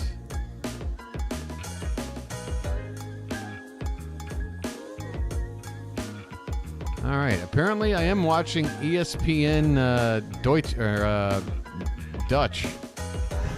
Okay, Ohtani at the plate. Here we go. First pitch, he swings and he hits a ball right into center field for a single. Ohtani says, you know what? I got to get back to basics here. Shohei with a base hit on the first pitch he sees. And now the Yankees have got to worry about Tim Hill, the lefty, going against the righty Mookie Betts. Nice approach there by Ohtani. Man, that guy's got a gorgeous swing. What can you say? So the tying runs are on base now for the Dodgers. That was 103.8 off the bat for Ohtani. Betts at the plate, and he takes up and away for ball one. Oh, my.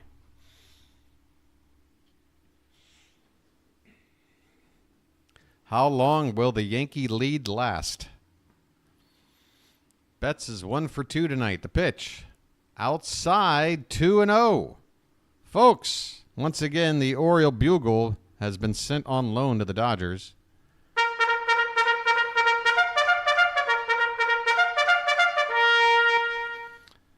And the pitch. Wow, Betts reached for a pitch that was outside. They go to second for the force to end the inning on a ground ball to short. Volpe flips it to second to end the inning.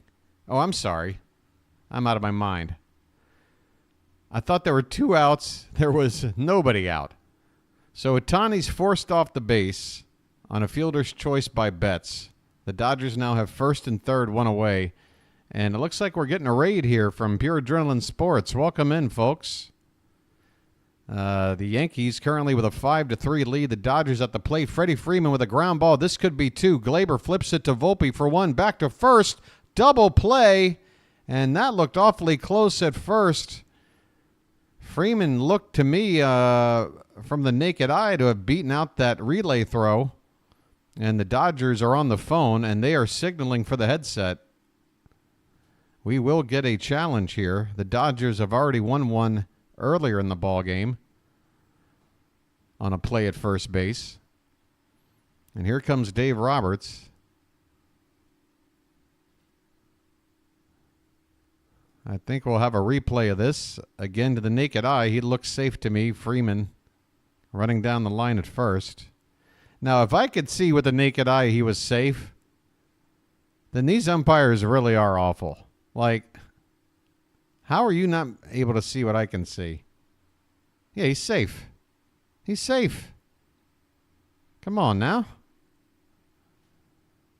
He's safe. This will be overturned. Oh, by the way, to those coming in here, Pure Adrenaline Sports, thank you so much for bringing in some folks. Folks, welcome in. Pull up a seat, relax. Just no spoilers, please. There's been some issues with the broadcast, not just for me, but for some other viewers out there as well. The runner is indeed safe. The Dodgers have won their second challenge of the night. And once again, folks, make me an umpire, because apparently I'm just as good as they are, if not better, watching from a chair 35,000 miles away. So Freeman will reach via fielder's choice. The inning will continue. And also, the biggest part of it all is that with a runner at third base, that run scores. So it's a one-run ball game. Lost in all the shuffle is the fact that Freeman gets an RBI ground out rather than an inning-ending double play. So it's Yankees 5, Dodgers 4. Freeman's at first base with 2 down, and a meeting on the mound for the Yankees. Let me have a Diablo sandwich of Dr. Pepper. Make it fast. I'm in a goddamn hurry.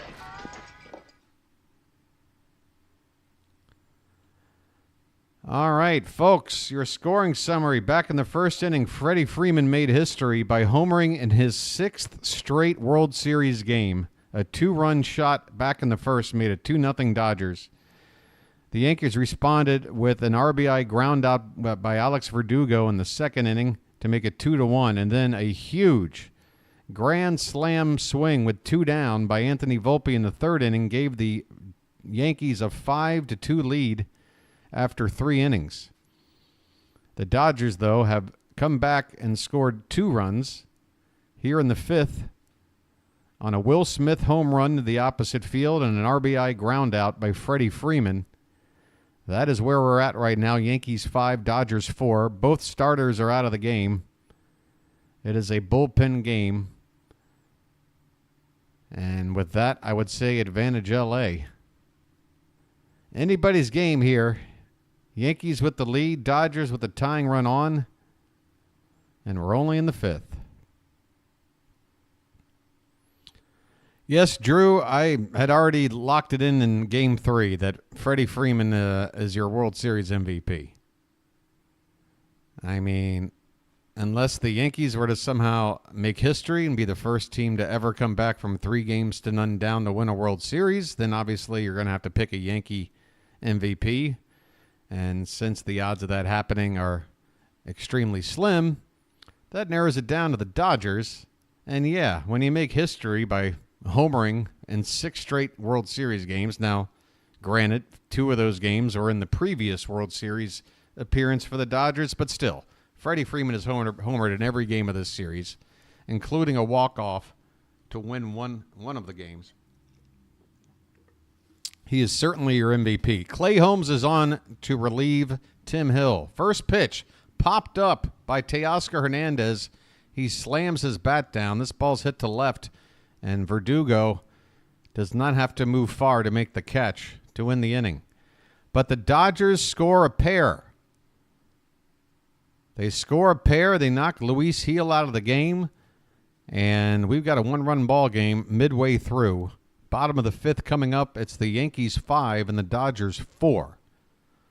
How you doing, folks? I think it's time for a special lucky. I mean, you know I'm a Lucky Strike man from way back, so.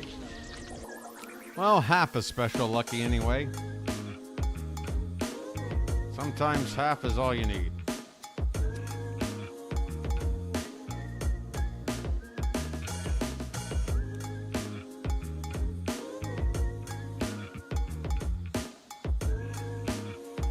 Very nice. Where you from? Baltimore. What? Baltimore. Baltimore? What's that? Look, it doesn't really matter, all right?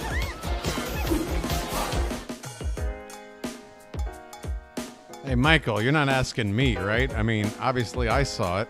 I've been talking about it at length ever since it happened.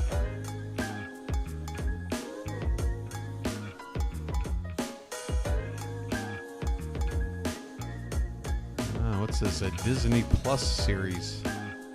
Boy, I'm really missing out on all the great shows out there. So this is ESPN Netherlands. And they've got some kind of ad that I guess is supposed to be amusing. And then I guess Disney Plus is somehow, I don't know what's going on.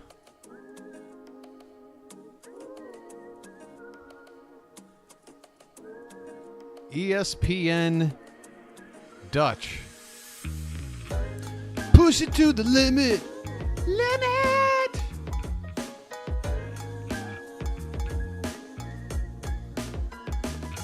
Baltimore. I bought a tiger. I bought a tiger and I keep it in my backyard.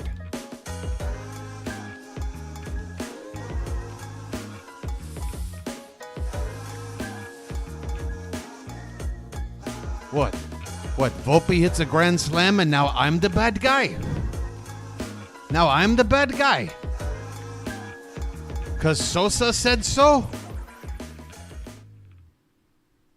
Sorry, folks. I'm enjoying a special lucky. I might say some stupid things. Why am I saying might? I will say some stupid things. Aaron Judge is coming up here, leading off the bottom of the fifth. The Judge. First pitch is a curveball. Just touches the bottom of the zone for a called strike from Landon Knack, who was out here for another inning of work. The 0-1 to Judge. Swung on, hit on the ground hard, and Edman boots it. He recovers, throws to first, but it's not going to be in time. That's got to be an error on Tommy Edman. You got to make that play. It is hit hard on the ground on a bounce. But this is the major leagues, my friend. Actually, he definitely deserves an error because that was a bit of a lackadaisical effort in fielding that baseball.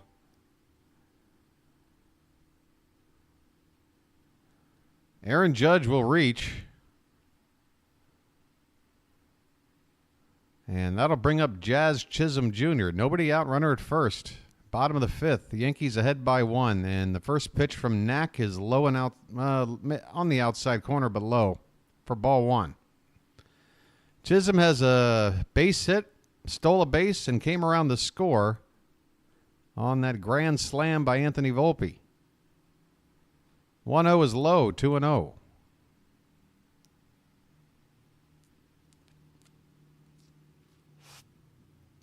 Wow, that joint went out quick. I guess it's a sign.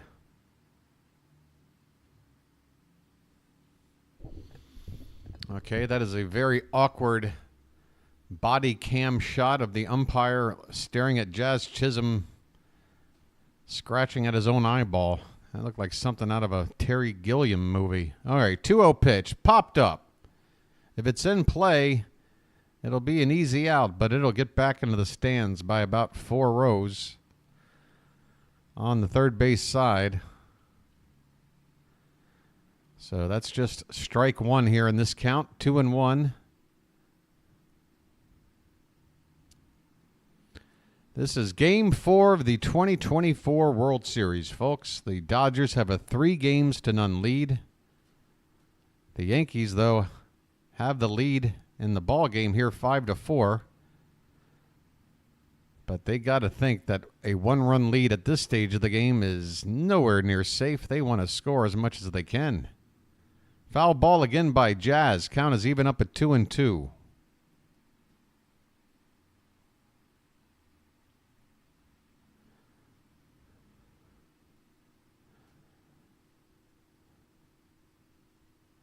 Judge at first.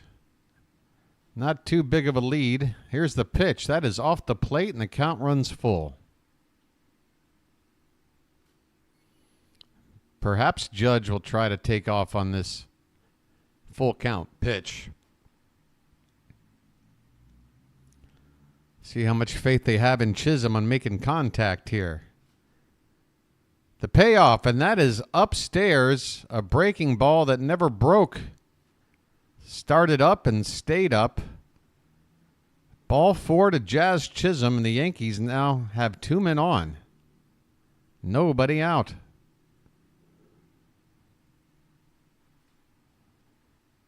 The Dodgers they've used a lot of relievers. Knack is making his first appearance here in this World Series. They're going to let him face Stanton here with 2 on and nobody out. Here we go. Chance for the Yankees to get those runs right back. Stanton, first pitch swinging, fouls it off to the right.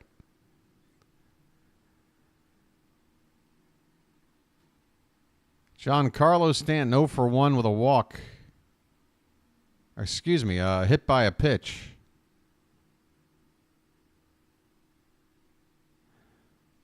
This pitch is high. Check swing. He did not go, says the first base umpire. The count is a ball and a strike. No, he did walk. I'm sorry. I was right the first time. Somebody got hit by a pitch earlier. Must be that short-term memory thing with those special luckies, I tell you.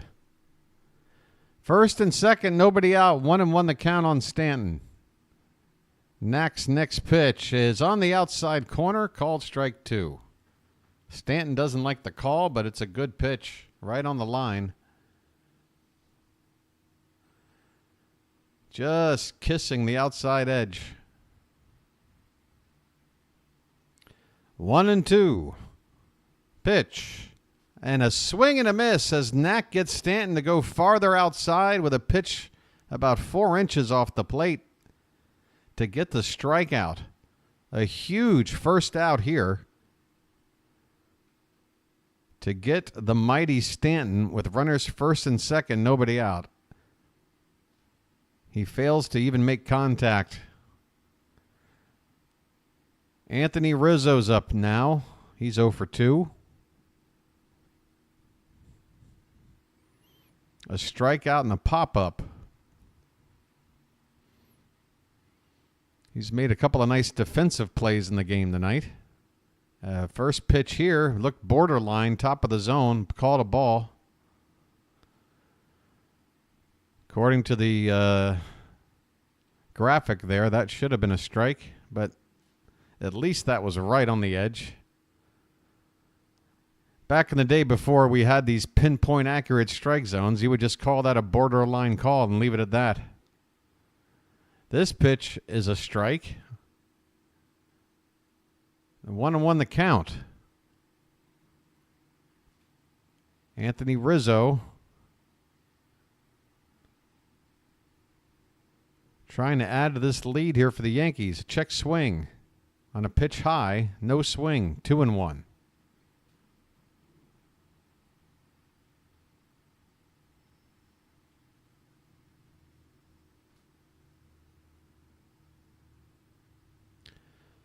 The 2-1 to Rizzo. Swung on and popped up center field. And Kike Hernandez will make the catch. Aaron Judge at second base. The lead runner cannot move up. Both runners stay put with 2 down as Landon Knack looks to work out of trouble after allowing the first 2 batters to reach base. But here comes the man of the hour for the Yankees, Anthony Volpe. Crowd on their feet. Volpe hit the big grand slam his last time up, and he takes a called strike on a breaking ball, top of the zone here. The count 0-1.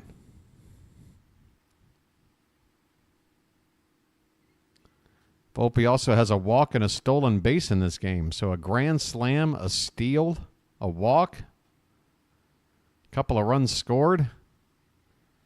And has also been pretty good in the field as well. This is a ball. 1-1 the count. 1 ball, 1 strike, 2 down, 2 on. Bottom of the 5th for the Yankees. Pitch from Knack. Swung on, hit in the air. Center field. Hernandez is going to have room. He's camped under it. He's got it. That'll end the inning.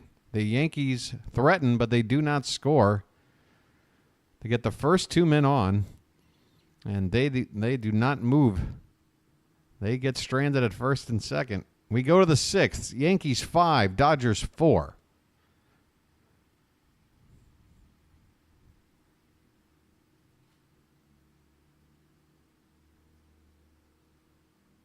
What?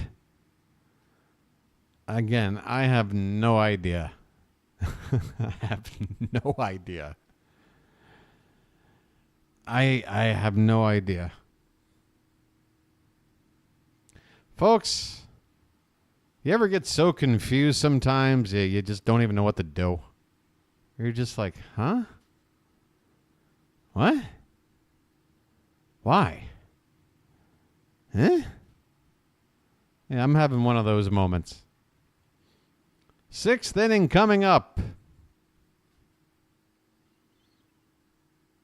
And we're hitting the 10 o'clock hour back on the U.S. East Coast.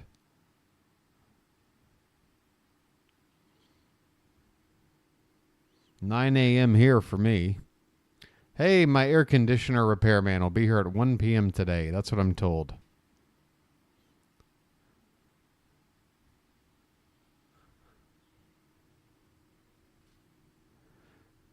Fingers crossed I don't have a crazy electric bill this month. When this air conditioner starts acting up, it gives me a very surprising and very unhappy electric bill. It's like double the amount. Oh, I'm having fun. Who's having fun? Holy cow.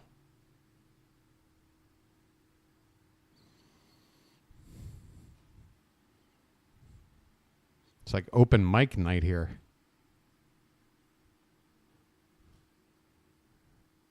Oh no, there's only 1 minute and 25 seconds left on the super chat goal.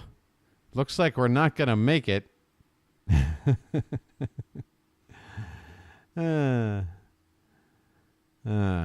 I wonder if that'll ever work.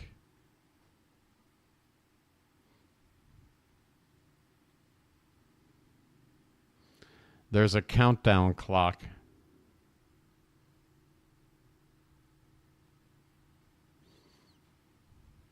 Your super chat goal will fail in 52 seconds.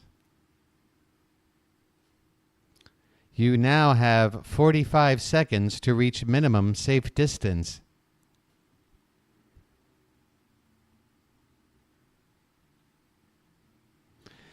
Yep, no such thing as fall out here, Michael. Except when you trip over yourself.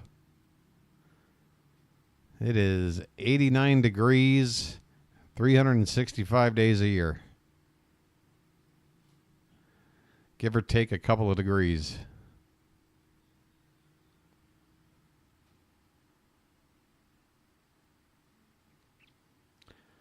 Sixth inning coming up. Who's due up here for the Dodgers? Show me. I want to know.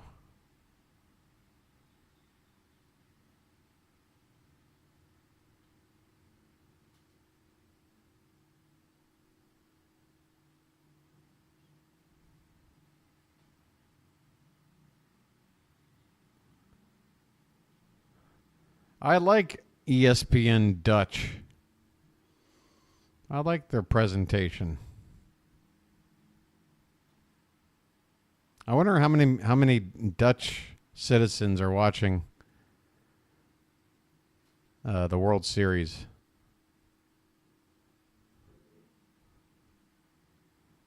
Like, what kind of numbers are they putting up over there?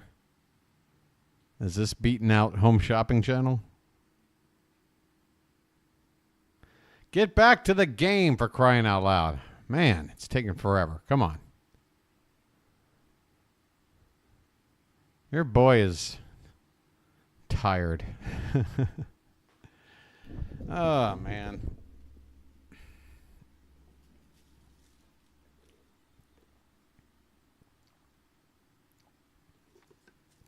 Come on, caffeine. You've helped me for decades now. Don't fail me now.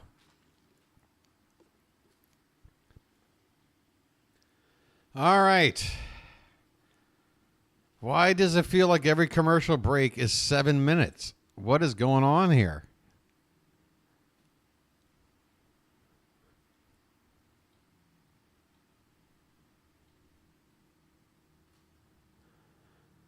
All right. Finally. A shot of something. Here we go. Top of the sixth. Max Muncy to lead it off. He takes a called strike. Clay Holmes, who only had to throw one pitch to end the fifth inning, will be out there to start the sixth. 0-1 count to Muncy. Is a swing and a miss 0-2. Man, Max Muncy. Has this guy made contact at all in this series? Just swinging and missing over and over and over again. It's like watching Jackson Holliday's first 100 at-bats. And a terrible swing there. My goodness, Max Muncy. I mean, Dave Roberts, it's hard for me to give you any kind of criticism. Your team's up 3-0 in the World Series, but if there's anybody in this lineup who's not getting the job done, obviously, that maybe you can afford to switch out, it's Max Muncy. Man, he He is struggling. Here's Kike Hernandez, one away. He takes inside ball one from Clay Holmes. With baseball almost done, BW, planning on watching any of the other major sports? Not with any regularity, Michael. Swing and a miss by Hernandez. You know, when I did that Commanders-Ravens game a couple of weeks back, I was sort of testing myself as to whether or not I had that fire left in me to where I could get back into the NFL again after a long time away, I guess I should say. Here's a called strike to Kike Hernandez. 1 ball, 2 strikes. 1 out, bases empty. And, while I did enjoy doing that stream and hanging out with people and watching some football for the first time in a while, I just wasn't feeling it. Just wasn't feeling it. So I'll probably, if the Ravens get into the playoffs, and I imagine they will, and the Commanders as well, I'll be following them for the playoffs. But those games are on between like 1 a.m. to 9 a.m. for me. And, I'm using this off season to get back on a regular sleep schedule. You know what I'm saying? Here's a swing and a miss by Hernandez, and he strikes out. Clay Holmes with the strikeout. 2 away for the Dodgers in the top of the 6th. Not big enough a fan of hockey, NBA, I really don't care. Now, the Premier League I still follow. And with the time difference with the UK, I'm able to watch some games at a decent hour. Usually their games, like on a Sunday, will start at about 6 p.m. my time. Gavin looks at the plate. And first pitch is ball 1. Following pitch is a little bit outside, 2-0. Excuse me. 2 down, nobody on. Top of the 6th. Lux with a 2-0 count. And the pitch is a breaking ball. Right at the bottom of the zone, called a strike. 2-1.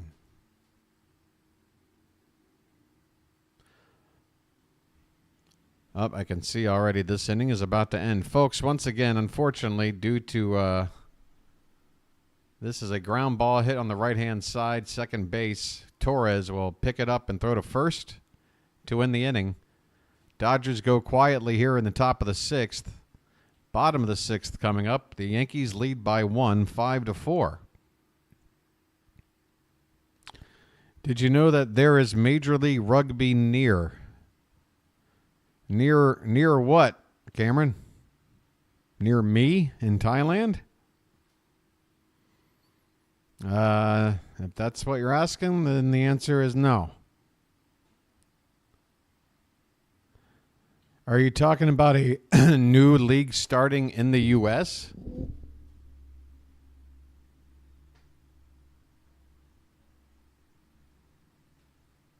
I think the right way to ask, if it's what I'm thinking you're saying, then the right thing to say is, did you know that the U.S. is starting up a Major League Rugby League?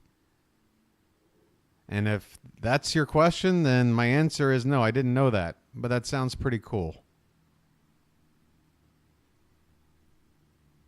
I guess that's what you're asking? I don't know.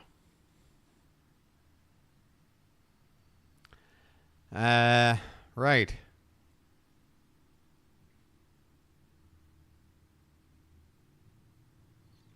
The Nets and the Pistons coming up.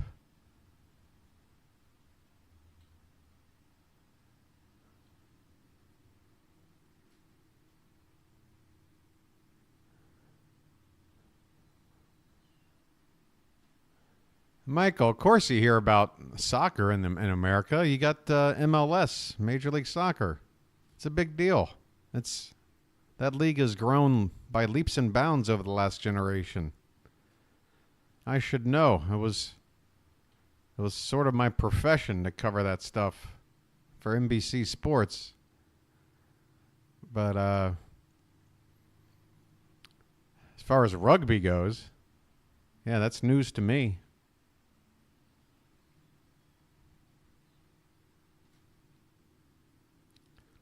MLS has gotten a lot more competitive in the past 20 years. I mean, it used to be a league where just a bunch of no-name players or guys that might have been good at one point in their career, but they're like 35 and they're just looking to be sort of a figurehead player for a franchise. But now they're getting real talent in there during the prime of their career. It's a nice competitive league. Yeah, Messi is what I'm talking about. Like, yeah, Messi is nice. You're talking about one of the all-time greats. I'm talking about good players that aren't necessarily household names to those that don't really follow global football. But, I mean, good players that 20 years ago would never be playing for MLS. The league would just be too rinky-dink for them. Now they're playing. It's only getting stronger. For those of you out there that haven't really given soccer, a.k.a. football, a chance, I'd say do it. Give it a chance. Because the domestic product is actually watchable now. I understood 25 years ago why most Americans didn't give a damn about soccer. Because the product wasn't good. Austin Wells at the plate leading off bottom of the sixth. He's got a 1-1 count, make it 1-2 after taking this called strike from Landon Knack, who is still out there 35 pitches in to this relief appearance. So I guess that's been Dave Roberts' plan, was to split between that. Oh, whoa, Austin Wells got into one. Good Lord, is that an upper decker? No, that ball will drop into the second deck. A home run by Austin Wells, a solo shot, a no-doubter. That was a home run. And in a yard. 384 feet down the right field line. And the Yankees have gone back up by 2. It's 6-4. Austin Wells has had a very quiet postseason, but he comes up with a big swing here. And the Yankees are showing the proper kind of body language that says, hey, we're still in this. Let's go. Here is Verdugo. He takes outside for ball one. 6-4 Yankees in the bottom of the sixth.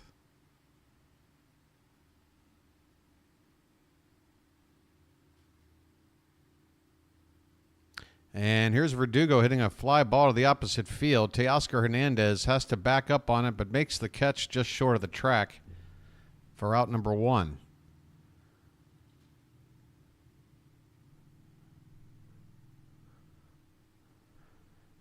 I remember Thierry Henry to the New York Red Bulls, a landmark move. Yeah, I mean, back in from the mid-'90s up until, I'd say, 10 years ago, MLS was trying to grow, and, they're trying to get butts in the seats, but they couldn't sit there and give you the kind of product that you could see in the European leagues, like the Premier League, the Bundesliga, Serie A in Italy, this ball's hit to center field and pretty deep, but caught out there by Kike Hernandez. Gleyber Torres flies out to relatively deep center field for out number 2. So, yeah, you got the German Bundesliga, you got La Liga in Spain, your Barcelonas and your Madrids. You got your Serie A down in Italy. I think they call it something else now. Premier League in England. I mean, vastly superior leagues to what MLS had to offer for a very long time. So in order to build things up, they would bring in players like Henry, who are at the very end of their career, as a big name to get that marketability up, get them butts in the seats, grow some money, and then start building a more talented, more competitive league. And I think they've done a great job in the past generation, MLS. It's a much more exciting product out there to watch on the field. It's still not up there with the European leagues, but it's much better. 0-2 the count on Juan Soto. Sorry for not calling those 2 pitches. I'm just sort of trailing off here. He takes a look at what could have been a called strike 3. Very close. Borderline low and in on the zone there. Could have gone either way. 1-2 pitch, swung on and missed. Soto strikes out to win the inning. But Austin Wells, again, has had a pretty cold October at the plate. But in a game the Yankees obviously have to win, and clearly a one-run lead doesn't feel safe. He adds to it with this solo home run in the bottom of the sixth to make it 6-4. We go to the seventh inning. Yankees ahead. All right. La Liga. Yes. That is a league. Yeah, but MLS is getting there. They're not going to, yeah. I mean, they're probably up there with like the Portuguese league, Dutch league, which is called the Eredivisie, maybe the Argentinian league.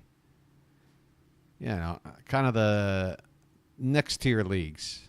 They're getting up into that area now. But the best of the best, yeah.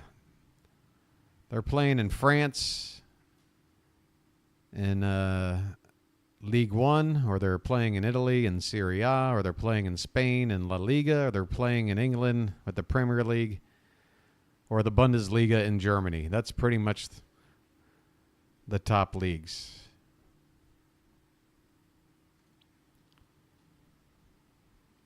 My favorite team from each of the major leagues? Well, I mean, obviously, I'm a Spurs fan. That's my number one team anywhere, Tottenham Hotspur. I know, make fun of me all you will.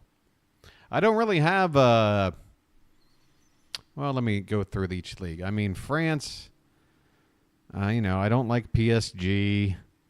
I don't like Monaco. I don't like, let's see. I mean, who do I care about any of them? Toulouse. Stade Rennes.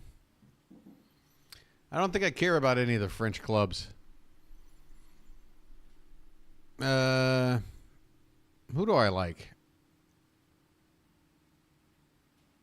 I like Porto, actually. I like FC Porto for whatever reason. Portuguese league. For whatever reason, there's just been a few players that have gone through Porto that I've liked over the years. And they usually make it into the Champions League. They're usually one of the top teams in Portugal. But, yeah. Ajax from the Dutch league, the Eredivisie. Again, because of some players that have gone through there and have played for other teams that I like to watch. So Ajax, AJAX. That's another European club I like, but smaller league. All right, here we go, folks. Top of the seventh.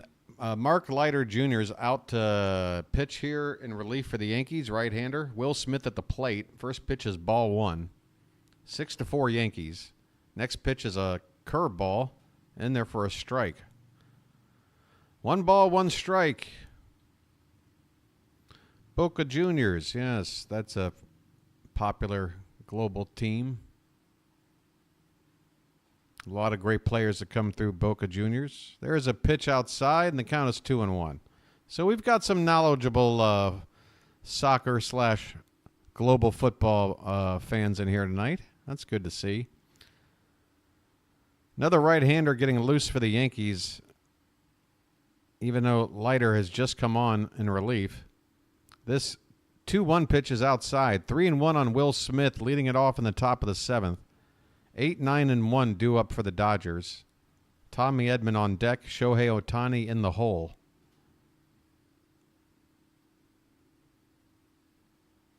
The 3-1 pitch is called a strike, and that was inside for me. I mean, that ball was in the zone all the way to the very end, and it was framed pretty nicely by Wells. Tough call. Full count. Pitch. Breaking ball. Swung on and missed. A filthy 12-6 curveball on the outside corner right after getting burned on an inside call. Tough break for Will Smith.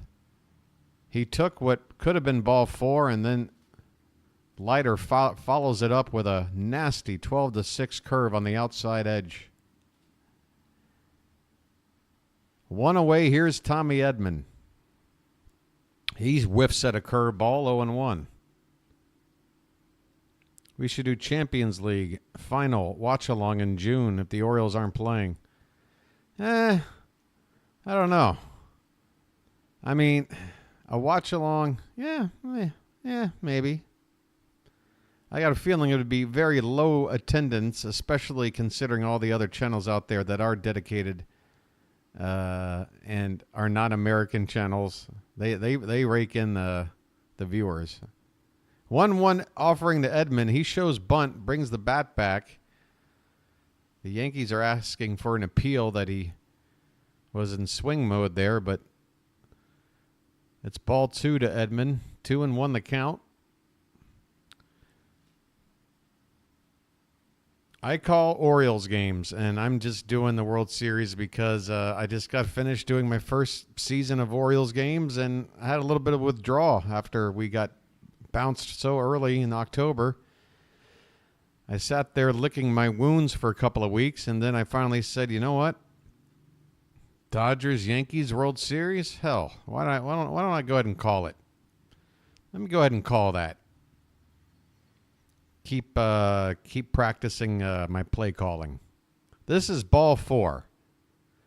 Tommy Edman has drawn a 1-out walk, and it's huge because that brings the tying run to the plate in the form of Shohei Ohtani. And man, is Ohtani due for something big here in this series? I tell you what.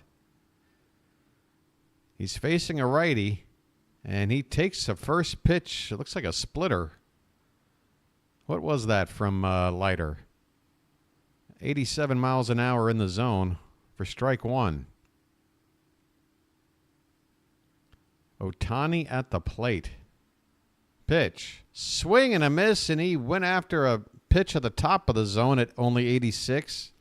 Folks, this is such a big event. I'm going to have to take us over to the failing subscriber screen so I don't get any spoilers from the scorecard. 0-2 on Ohtani. Yankee fans on their feet looking for the strikeout.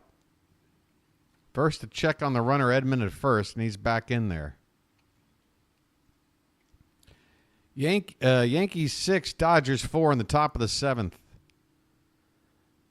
The grand slam by Anthony Volpe, the big swing of this game.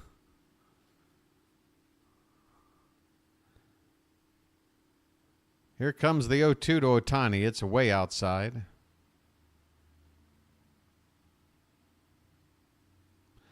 Yep, I don't think it's going to be in the 2300s for very long, Michael. Judging by that graphic there, it's inevitable. I just don't want to get it below 2200 for crying out loud. Here's the 1-2 pitch. Up and away. There goes the runner. The throw down is not in line. It actually hits Edman on the way in. A throw down low on the second base side. On the first base side of second. So, in a successful steal attempt for Edman. He better have known he'd be safe. Otherwise, what are you doing potentially taking the bat out of Ohtani's hands? Here's a 2-2 pitch in the dirt, and we've got a full count. Folks, I'm predicting it. I'm predicting it right now. Game-tying Ohtani blast right here. It's coming. Well, maybe Leiter won't have the courage to pitch one in the zone here. I mean, there is one out and a base open and a right-hander due up. You know what if Ohtani blasts one, he hits one foul, and he might have actually gotten a piece of Wells on the swing as Ohtani immediately turns around, puts his hands up as if to apologize. And, yeah, it is a splitter I've been seeing here from Leiter. It's been 5 of the 6 pitches here to Ohtani has been that splitter.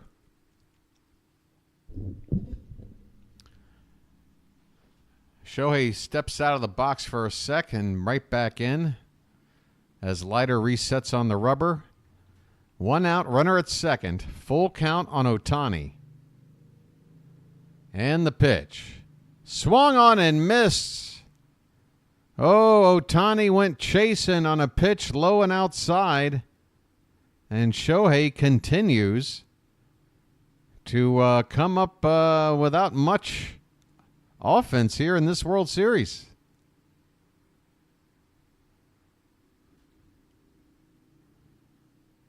Leiter got the best of him there. That's probably one of the worst swings I've seen Shohei ever take. I got to be honest. He really got fooled there. And we're going to have a pitching change here for the Yankees. After having struck out Ohtani, I would expect a standing O for who's getting removed here? Who was just pitching? I can't even remember. Mark Leiter, of course. Mark Leiter Jr. All right, folks, we've got mound meeting. We got the outfielders talking. We've got a bit of a delay, so, you know, do your thing. Let me have a Diablo sandwich of Dr. Pepper. Make it fast. I'm in a goddamn hurry. Fire the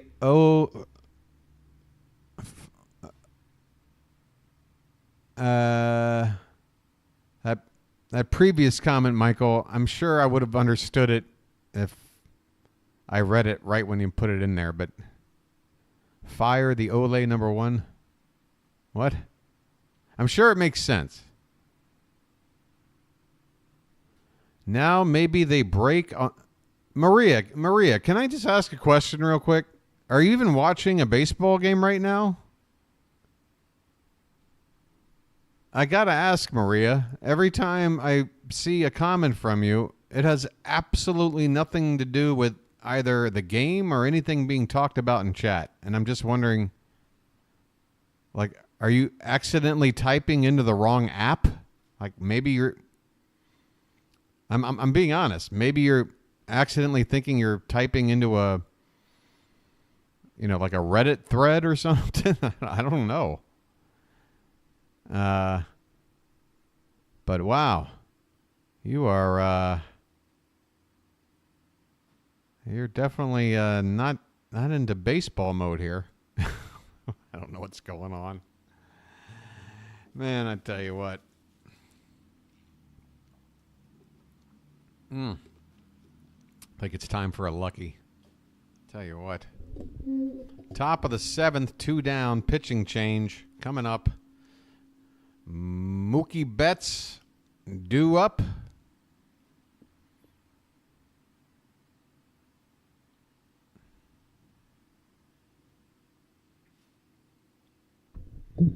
Here we go. Is that Luke Weaver out there now? Betts takes outside for ball 1. It is. The Yankees are turning to their closer with 2 out in the 7th. Huh? Okay. Is he supposed to go 2 1/3? I tell you what, if the Yankees fail to win this game, Aaron Boone is going to be treated like Frankenstein's monster. Want to know the count on Betts? Watching Shop LC. Okay, well, you're the only one, Maria, so it's kind of hard for us to engage with you about what you're typing. Yeah, we don't really know what you're talking about. Betts' career off of Weaver, 3 for 18. Just a 167 average. He's got a 1-1 count here. He's the tying run at the plate for the Dodgers. 2 down in the 7th. Weaver takes a look at the runner at second. And the pitch. Swung on and missed, 1-2. That pitch was top of the zone, maybe an inch or two outside.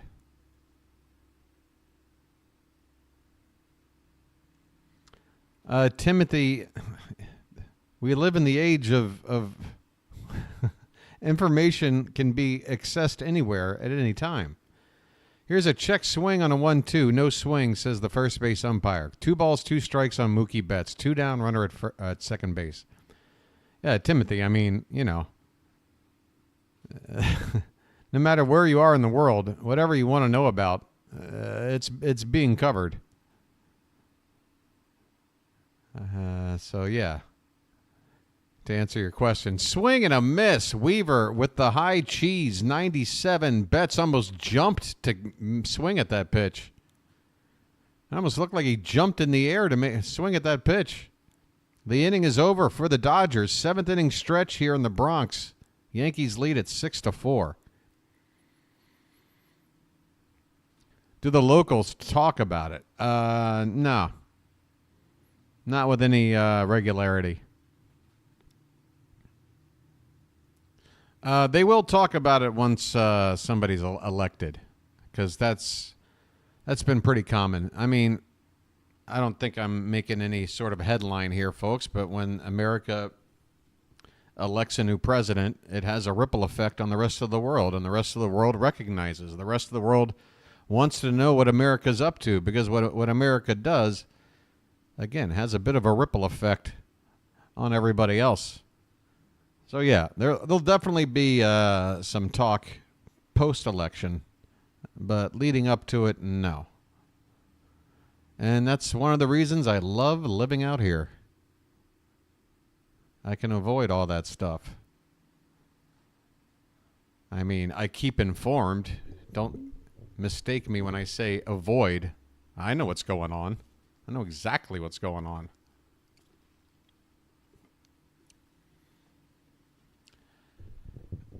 All right, 7th inning stretch. Special lucky time? Regular lucky time? I don't know. I can't decide.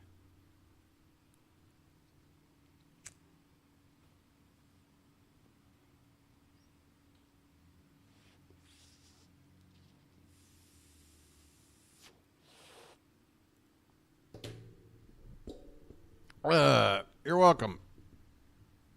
And apologies to you, fellow Americans out there, for the fact that once this election's over, we'll be talking about 2028 after about 6 months. It's ridiculous.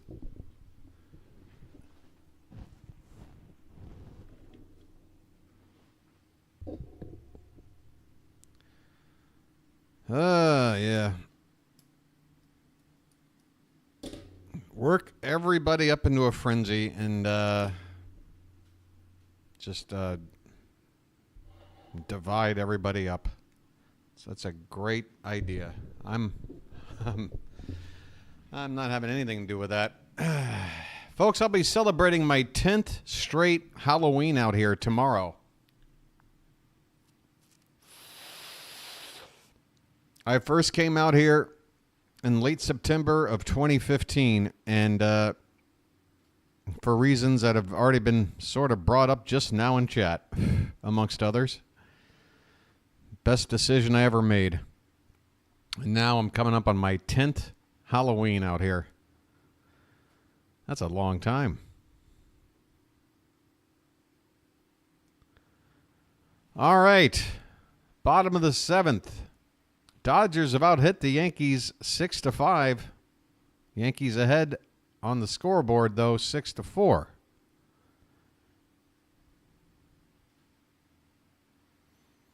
Yeah, Michael.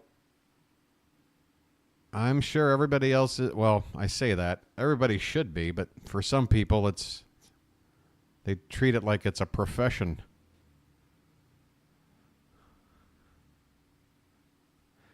All right, it looks like Aaron Judge is due to hit first here in the bottom of the 7th.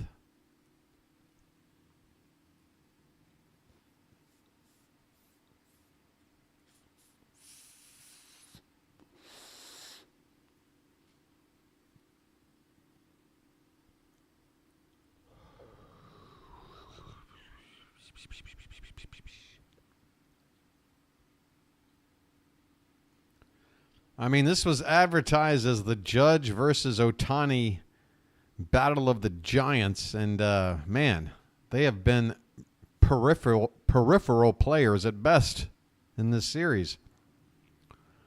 That's baseball for you, folks.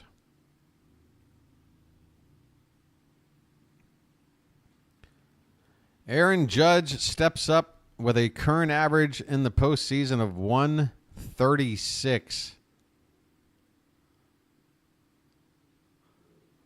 Well, hello. 1 for 13 in the World Series, so that average is .077. He has not driven in a run.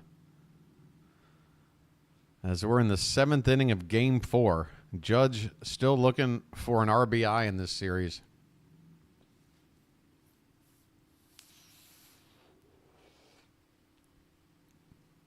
I don't know why there's so much time between innings. It's driving me nuts. It was not this long of a break between innings the first 3 games. Landon Knack is still out there. It's almost as if Dave Roberts is conceding this game and saying, hey, we might win anyway, but either way, I'm going to keep all my best bullpen arms. I'm going to send out, one of my real starters, and Game 5, we're going to shut this whole thing down. You know what I mean? Like he's not using all the arsenal that he's got. This is kind of like what I do when I'm playing a sports video game. Like if I'm playing a team and like I'm playing a team where like the result doesn't matter much because I know that like I'm in good shape, that's when I'll throw my backup players in there and give them some playing time so they stop complaining to me. That's what it feels like for the Dodgers in this game. They could still win. They're down 2 runs. We got a full count on Aaron Judge leading off the bottom of the 7th. Jazz Chisholm is on deck. Payoff pitch to Judge.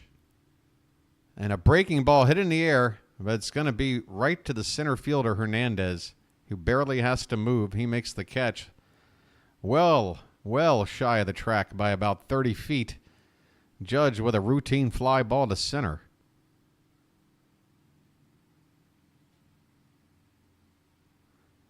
So you can lower that .077 World Series average. I don't know what it's at now. .070?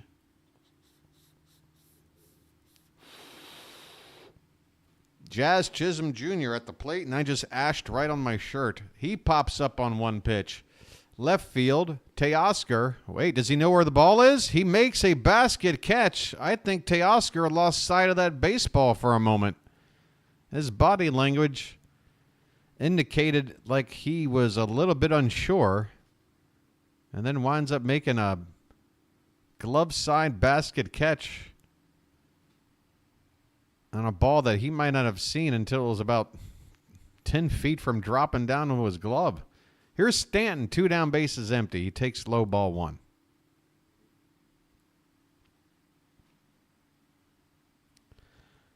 Stanton 0 for 2 with a walk.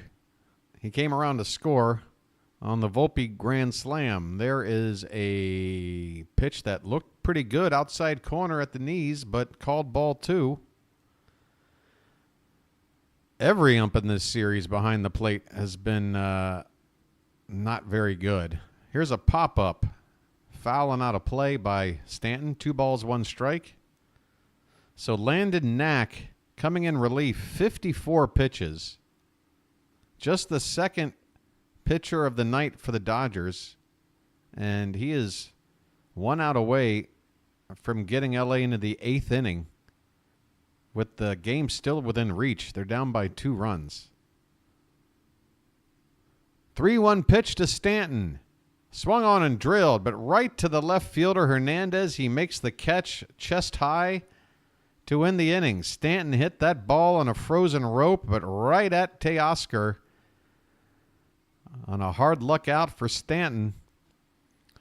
No runs here for the Yankees. We go to the 8th inning. The Dodgers have 6 outs left to play with, down a pair of runs if they're to sweep this series. Otherwise, the Yankees are going to finally get one and force a Game 5. Hi, everybody. How are you doing? Holy cow.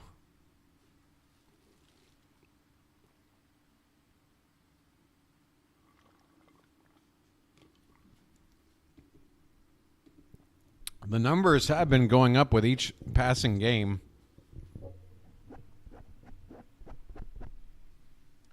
So that's nice.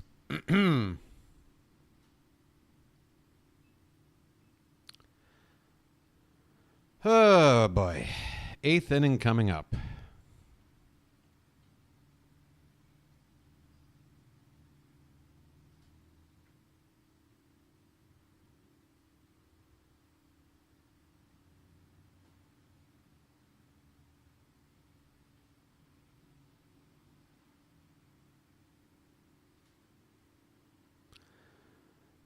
Michael, it's Wednesday is tomorrow, right? For you?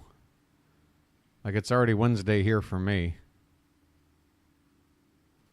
Yeah, I said it's going to be 5 games. Yeah, so I'm sticking. Why wouldn't I stick with my prediction? It has a chance to come true. Dodgers in 5. That's my call. It has been documented.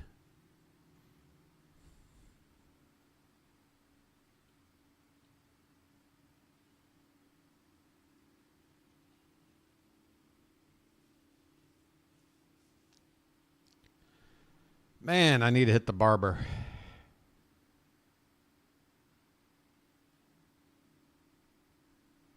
Let the beard get a little bit too out of control. I still don't know what's going on.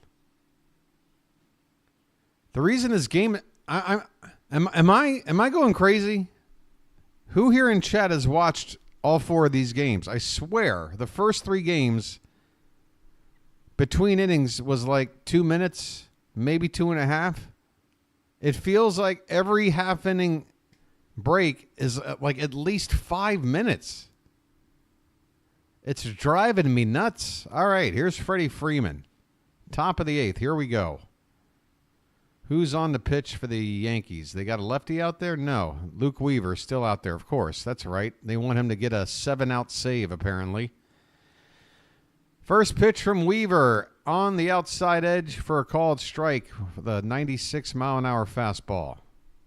Freeman hit the 2-run homer back in the first to give the Dodgers the lead.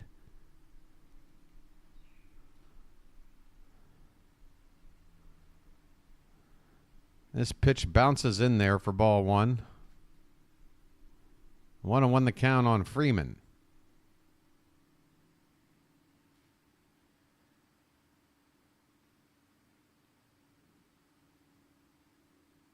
So yeah, I mean the opposite of what I was talking about, like the Dodgers, they're not using their big bullets here. Meanwhile, the Yankees, they've got their closer out there, and they're going to make him work as much as he can, which I would assume means Weaver is not going to be available for tomorrow's game. So you've set yourself up, if you're the Dodgers, to just eliminate the Yankees' best relief pitcher. Yeah, there's just Yankees might win this game, but you're not going to have Weaver tomorrow either. 2-2 to Freeman.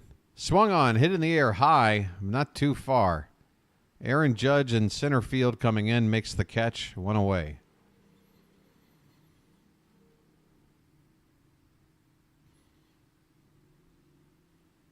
Weaver gets his second out since coming on. First out here in the 8th inning. He's thrown 10 pitches.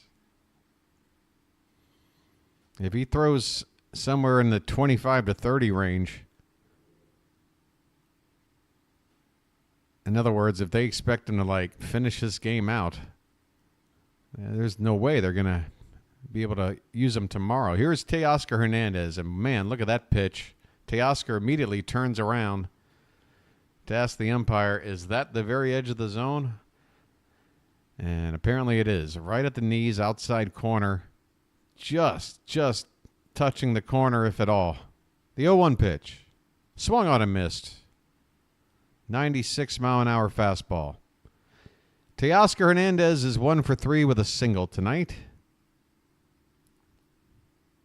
Yankee fans making noise with 2 strikes. Anytime a Dodger batter gets to 2 strikes, Yankee fans are making noise. The 0-2 to Teoscar Hernandez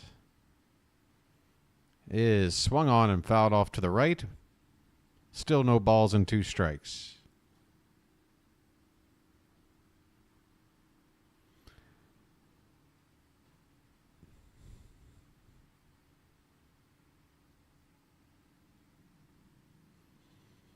Look at these goofballs. The 0-2 again to Hernandez, and it's low and in. Easy to lay off that pitch. 1 ball, 2 strikes.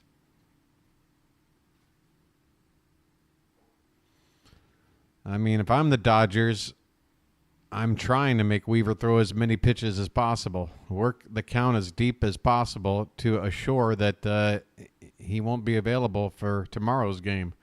There's a swing and a foul tip right at the plate as Teoscar just stays alive. The count's still 1-2. That foul tip got a piece of Austin Wells, and the umpire is going to walk around a little bit and afford Wells a second to get his bearings. Wells back into the crouch. Weaver steps back onto the rubber. We got a 1-2 count here on Teoscar Hernandez.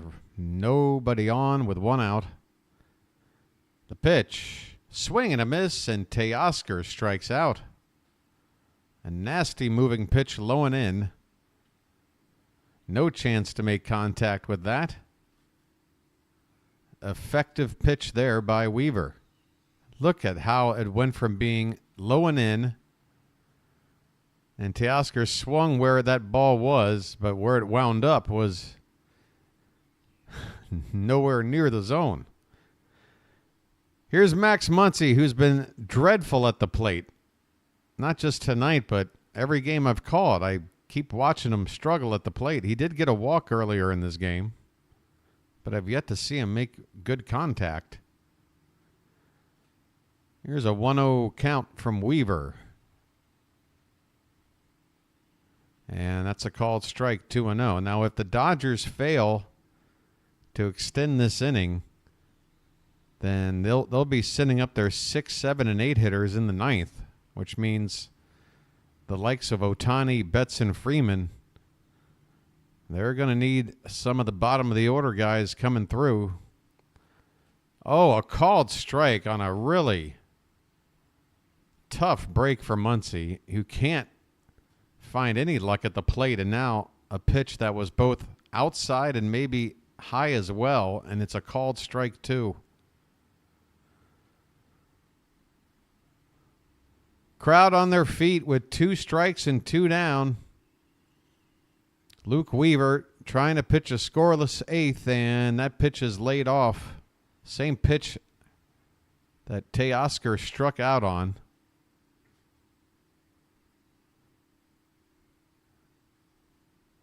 Muncy able to lay off of it. 2 balls, 2 strikes.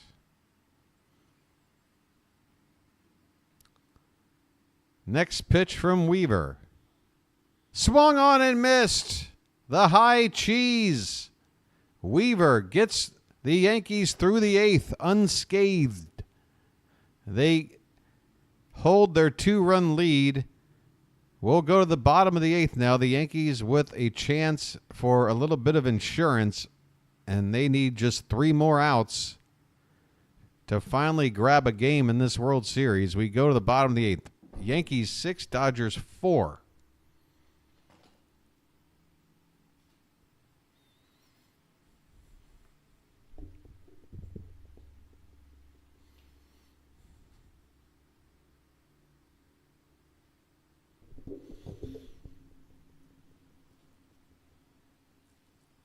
Yeah, here's my deal. I mean, you got tomorrow. It's a game. The Dodgers should win this tomorrow. They should. You do it at the away team's stadium. You do it against, you celebrate in New York in front of all the Yankee fans. That's the way you want to see this end. So 5 games it is. BW's original call. We'll see you tomorrow night.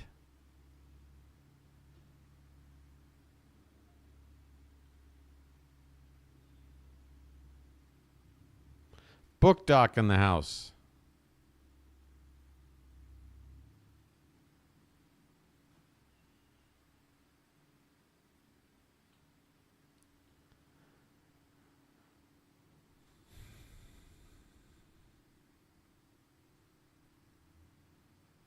I got to be honest, I was kind of hoping this series would end tonight because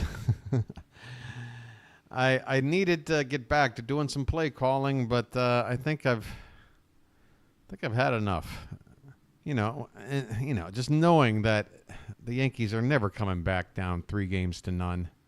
So that means the series is in the bag, and we're just watching meaningless games here for the next couple of nights if the Yankees win. I say all that, you never know. Just because something's never happened before, that doesn't mean it can't happen because, there's always a first. Nobody had ever homered in 6 straight World Series games. Freddie Freeman did it today.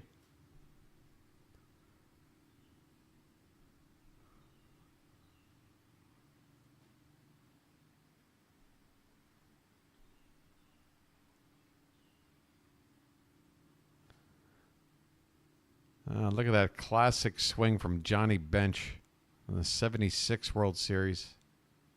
Here is, it looks like Rizzo on the first pitch swinging, grounds it to his counterpart Freeman. Freddie flips it to the pitcher covering, and that is a quick out number 1. Rizzo retired on a 3-1 putout. Here's Anthony Volpe, tonight's hero.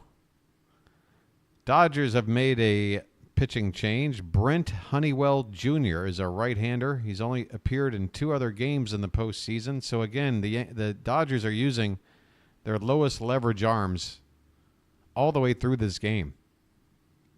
Dave Roberts, I see exactly what he's doing. And I think it's a smart move.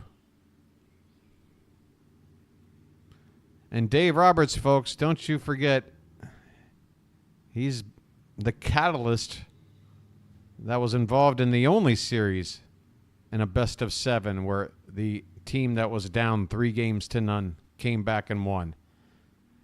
It was a stolen base by Dave Roberts himself on the 2004 Red Sox that began the most stunning comeback I've ever seen in baseball. That same Dave Roberts, now the manager of these Dodgers, he knows what to do to not let the Yankees return the favor and somehow come back and win 4 straight games. That's what he's thinking. He's like, my team is too good to lose 4 straight. So here's what I'm going to do. I'm going to throw out my worst pitchers and save my best arms and shut this team down the next day. Volpe, swing and a miss on a pitch from Honeywell in the dirt, and the umpire is looking at the baseball as if to decide whether or not it's a foul ball or a strikeout. He's looking for a scuff mark. Folks, we've got a scene straight out of the 69 Orioles Mets series here. Instead of a shoe polish hit batter situation, it's a foul ball or swing and a miss or pitch in the dirt situation. Anyway, he struck out. I screwed up. He didn't strike out.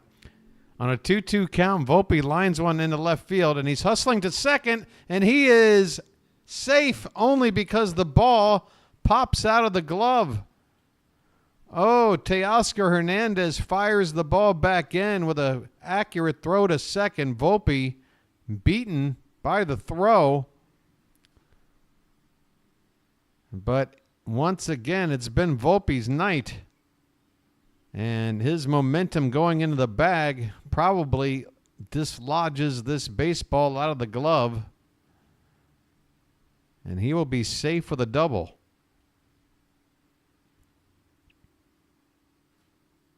Gavin Lux was the recipient of that ball at second, unable to hold on to that ball. Here's Austin Wells. He homered his last time up. Oh, it looks like the ball. Yep. That ball was in the glove.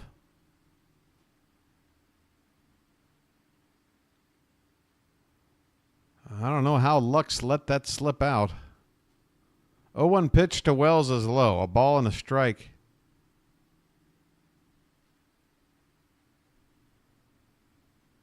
Best clutch postseason ever? I don't know. Carlos Beltran that one year. That one Carlos Beltran postseason was ridiculous.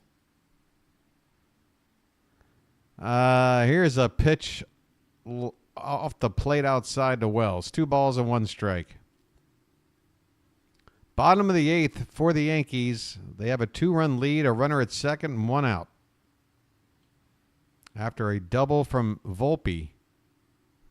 The 2-1 to Wells. Nope. A check on the runner first as Honeywell steps off the rubber. So we'll wait again for this 2-1 pitch.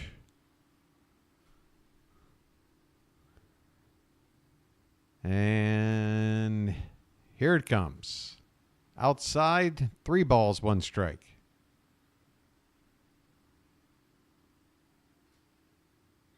Honeywell rocking a bit of a mullet.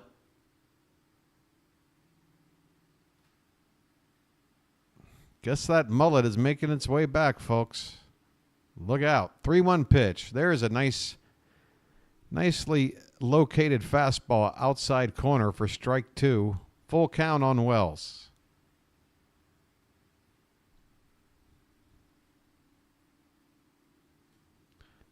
Payoff pitch. Swung on, popped straight up behind home plate. The catcher looking. Catcher can't make the catch. Will Smith. He's up against the rubber padding of the backstop there with the screen. Glove up near the screen. That ball just never found its way into the glove. He had it there. He did not secure it.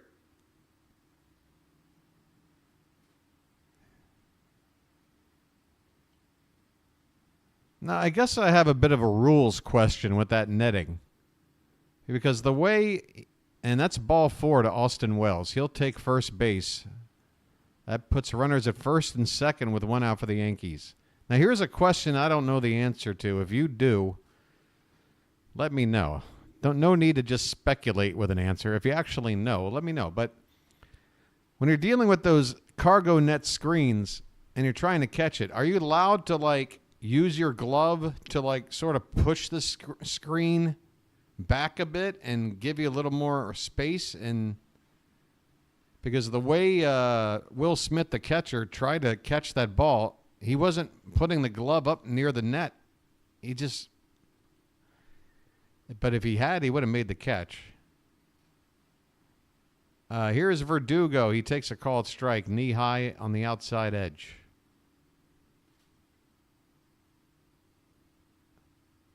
Verdugo 1 for 3 tonight. 6-4 Yankees in the bottom of the 8th. 1 out. Runners at first and second.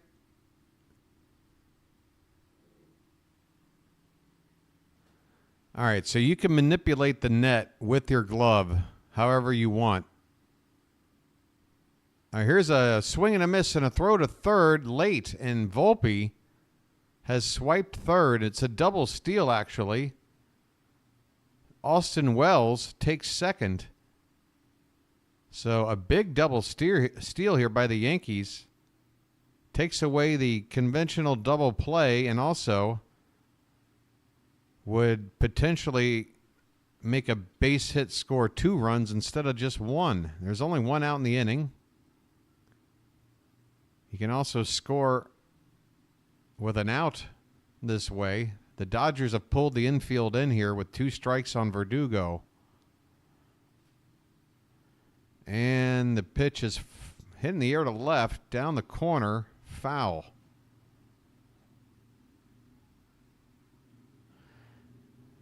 Who would I surely start tomorrow, Flaherty or Yamamoto? I don't think Yamamoto has had 4 days rest, right? I think you got to go Flaherty, right? If Yamamoto started game 2, you need 4 days off. Game 3 is 1. Or no, you had an off day and then game 3, and then this is game 4. So yeah, it'd only be 3 days rest for Yamamoto. Flaherty would be on normal rest. This pitch is fouled away by Verdugo.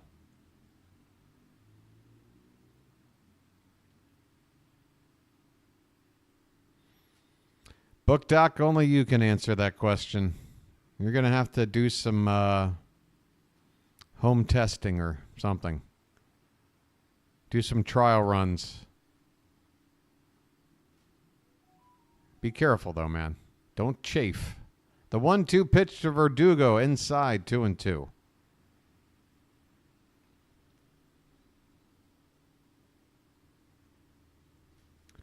Gleyber Torres is on deck. Honeywell's up to 20 pitches here in the inning. The 2-2 swung on, and that is a foul ball off to the right.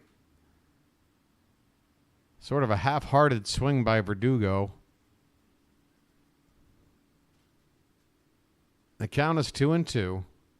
This will be the 8th pitch of this at-bat.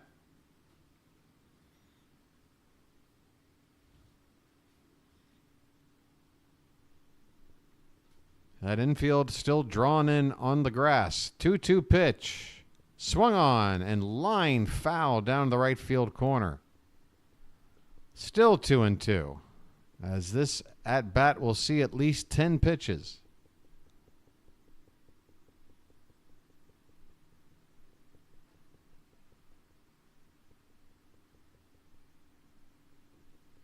The 2-2 again. Reached for, sprayed foul off to the left.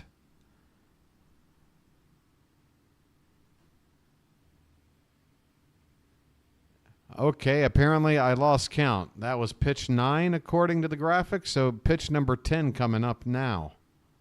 We'll get there. Runners at second and third, 1 out. Another 2-2 to Verdugo. Swung on and fouled again. For crying out loud. I'm starting to get hungry over here. I got plans today. I got things I got to do. Let's speed it up. Do something. Another 2-2 to Verdugo. Swung on, hit on the ground, right to second. Lux goes to the plate, and the runner is safe. How?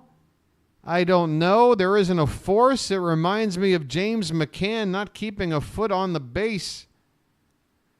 Why is the catcher trying to apply a tag when all you need is a force? What the hell happened there? Or wait, the bases were loaded, weren't they? Oh no, a second and third. Crap. Okay. I'm an idiot. It's not a force play. I apologize. I goofed. I crapped the bed. It's not a force play. He did need to make a tag. It is 7-4 Yankees, first and third with 1 out. Sorry for that, folks. Yeah, not a very good throw either. Bad throw and bad call by me. That throw was to the first base side of the plate. The catcher had to completely turn around to put the tag down, and by that time, Volpe had crossed the plate. 7-4 Yankees. Gleyber Torres reaches for this one and fouls it back. 1 ball and 1 strike. Torres is 0 for 4 tonight. Oh my, I just saw a giant giveaway here. Folks, the Bronx is about to have a moment. The 1-1 pitch to Gleyber, swung on and hit in the air to right center field. That ball is going to go into the short porch for a 3-run bomb, and the Yankees have doubled their lead from 3 to 6. 10-4 Yankees on a 3-run homer by Gleyber Torres. Another Yankee Stadium short porch cheap shot home run. And the Yankees look to have this game under wraps.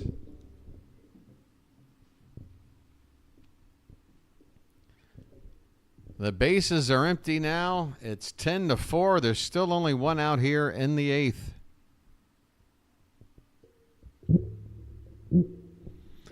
Yeah, you can say the Dodgers blew the game. I mean, I'm saying Dave Roberts made up his mind that look, this game was close.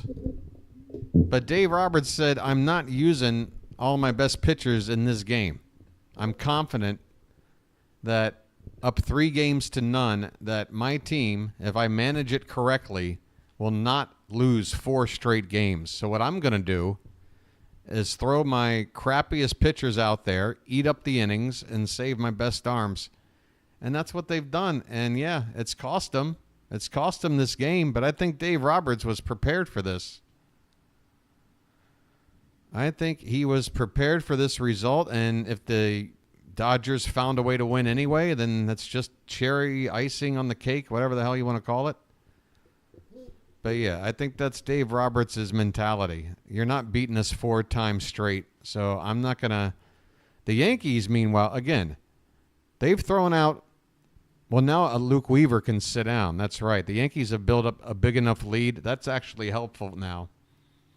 Luke Weaver will be taken out of the game. Still, though, how much availability he'll have for tomorrow is in question after pitching more than an inning tonight. So, yeah, I think when it comes down to a bullpen game tomorrow, plus having a fresh starter like a Jack Flaherty, it's still very much in the Dodgers' hands here. It's not going to be a sweep. Juan Soto at the plate. He's got a full count, folks. Base is empty, 1 down. 4 runs in. 10-4, folks. Ground ball foul. We'll do it again. So Honeywell, he's get into the upper 30s with his pitch count. It's only the 3rd reliever the Dodgers have used.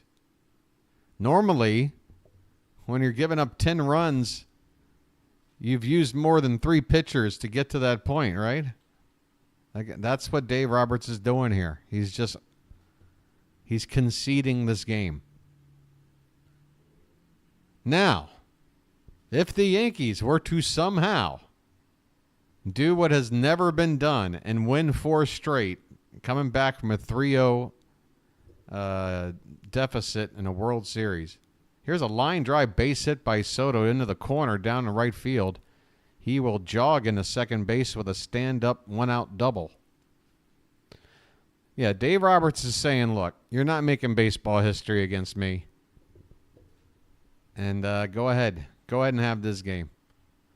I don't think this game is going to hurt the Dodgers' mentality at all. The Yankees might feel more confident, and, to that I'd say, well, you can't feel any less confident than you were coming into this game. So, yeah, this is a confidence boost for you. But I'm telling you right now, if you think the Dodgers have lost any confidence, no. I'm sure guys like this Honeywell guy on the mound and the other pitchers that they've used in this game, maybe they're not feeling so good, knowing what their role is. This is like a mop-up game. You ever have an individual game get out of hand You bring in the mop-up. This is a series that got out of hand, and Roberts is using Game 4 as a mop-up. Aaron Judge is at the plate. Runner at second, one out.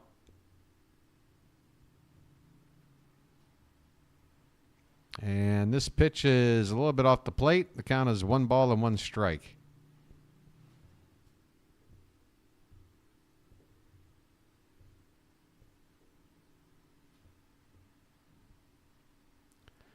The 1-1 to Judge. Swung on. That ball was hanging over the plate the whole way there. And he lines it in left field for a base hit. Rounding third and going in to score is Juan Soto. RBI single, a long single for Judge. But he is finally driven in his first run of the World Series.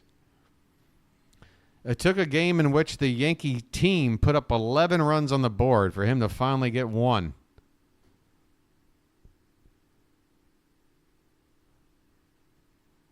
And notice the lack of desire to go to the bullpen once again from Dave Roberts.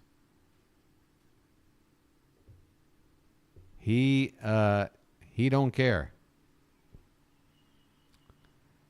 First pitch from Honeywell, and the umpire pops up and starts barking at the pitcher. I guess Honeywell wasn't allowing Chisholm to get set in the box. And the umpire is giving him some static about that. No activity in the Dodger bullpen. Nobody's even up. Chisholm takes a called strike, and it looks like Judge has taken second base. Whether or not they call that a steal or indifference, you'll have to read about in the box score. Because certainly didn't look like the Dodgers cared about that steal. Next pitch to Jazz is off the plate. The count is even up at a ball and a strike.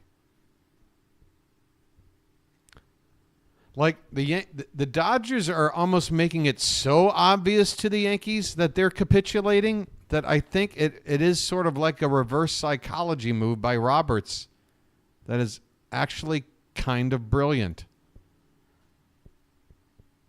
It's almost as if he wants the Yankees to think like they're back in control. Roberts doesn't care.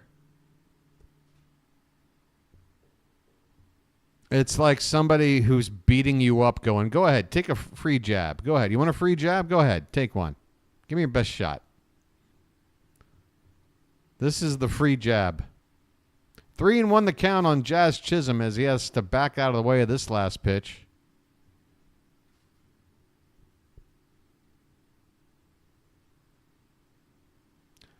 Next pitch is a called strike. Jazz was walking toward first, and he has words with the umpire. That ball was outside by half a baseball. These umps really do suck. I mean, there's no secret, folks. The umpires are ranked. I believe there's 90 active Major League umpires. They're ranked 1 through 90. And on the season, none of the umpires involved in this World Series were even ranked in the top 30. Jazz Chisholm pops it up left field. Hernandez makes the catch for out number 2. Aaron Judge will remain at second base.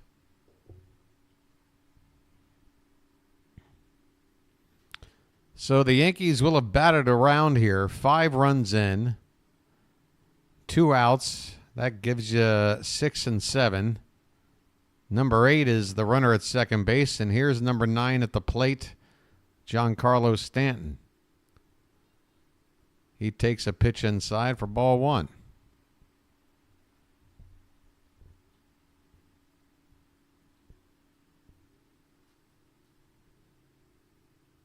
Oh, yeah, don't forget about the overturned calls, including one that I saw with my bare eyes. Like, it was like, that dude's safe. Why are they calling him out? These umpires, man.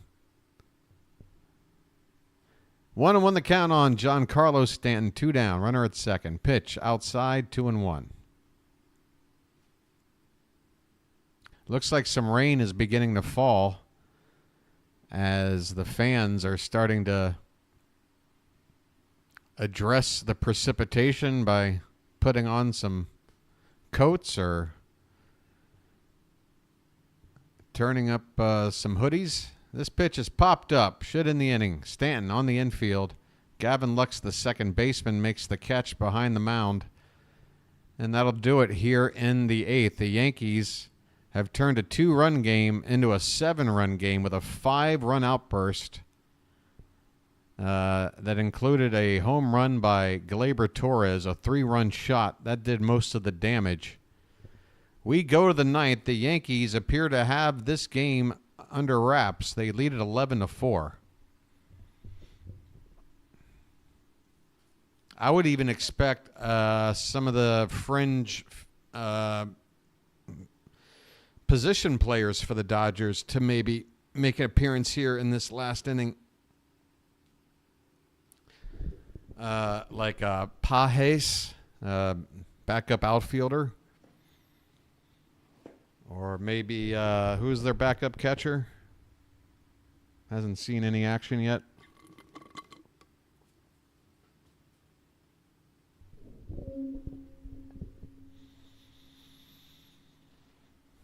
Folks, I'm going to do a little cheating and see if I can look ahead to Game 5. Uh-oh. The less you use the cursor, the better. You should know that by now. BW, come on now. The less, the better.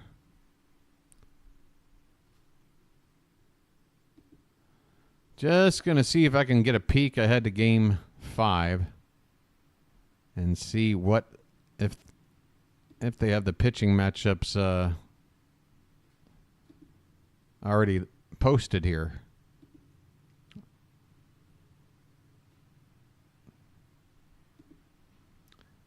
talking about Cavan Biggio? I believe not. I don't think he's on the postseason roster. He might still be in the 40-man roster, but I don't think he's on the postseason roster.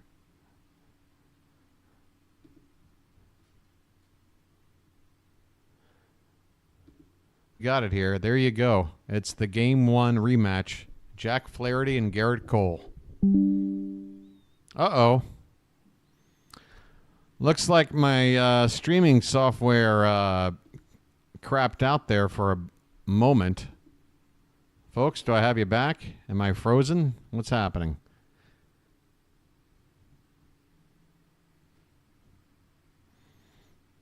Folks, let me know if you're still with me, if you don't mind. Let me know if you're still with me. Seems okay.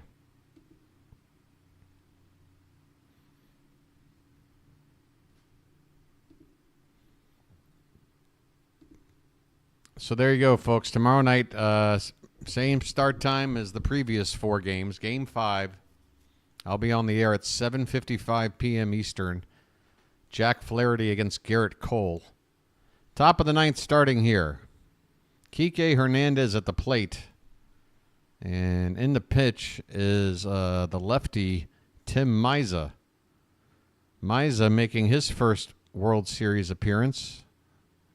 Don't remember him coming on in the first 3 games. Left-handed reliever. He used to pitch for Toronto. 0-1 pitch to Kike Hernandez, fouled away 0-2. Hernandez is 0 for 3 tonight. Struck out his last time up.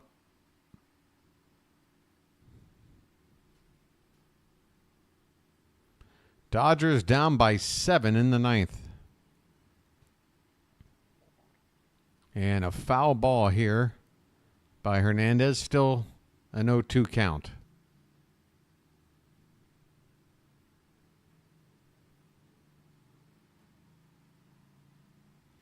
The book doc would like to apologize to everyone here for being here. Sorry, Charm City chat. Sorry. Here is a swing and a foul ball at the plate. Is that what that was? 1 ball, 2 strikes on Hernandez.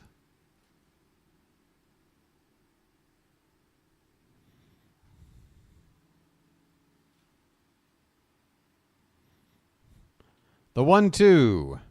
Outside 2-2.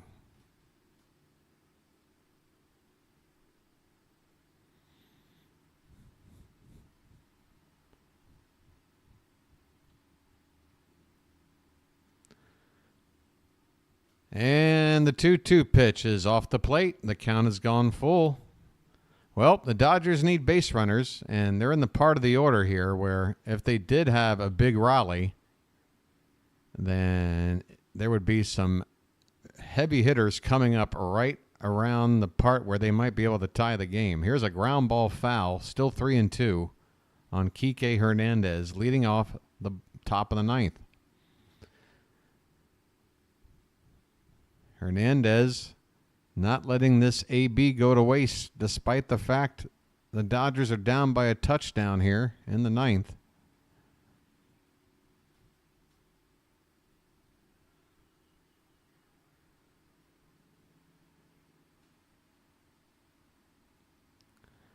That is a haircut. That's a choice.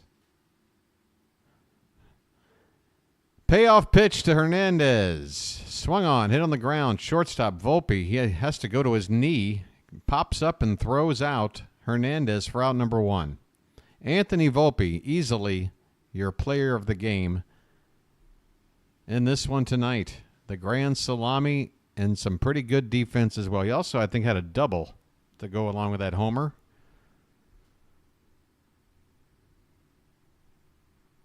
Let's see here. Oh, he's 2 for 3. He scored 3 times. Yeah. That's your boy. Glaber had the big 3-run homer to put the game out of reach, but Volpe had the 4-run swing that turned a 2-1 Dodger lead into a 5-2 Yankee lead, and they've led ever since.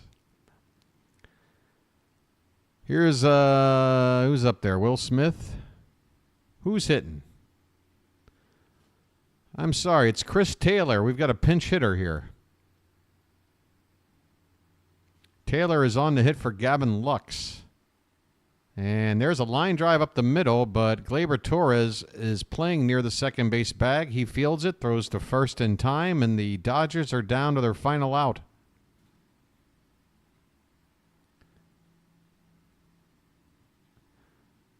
Book Doc, that's a very ballsy prediction. 9 straight errors coming up.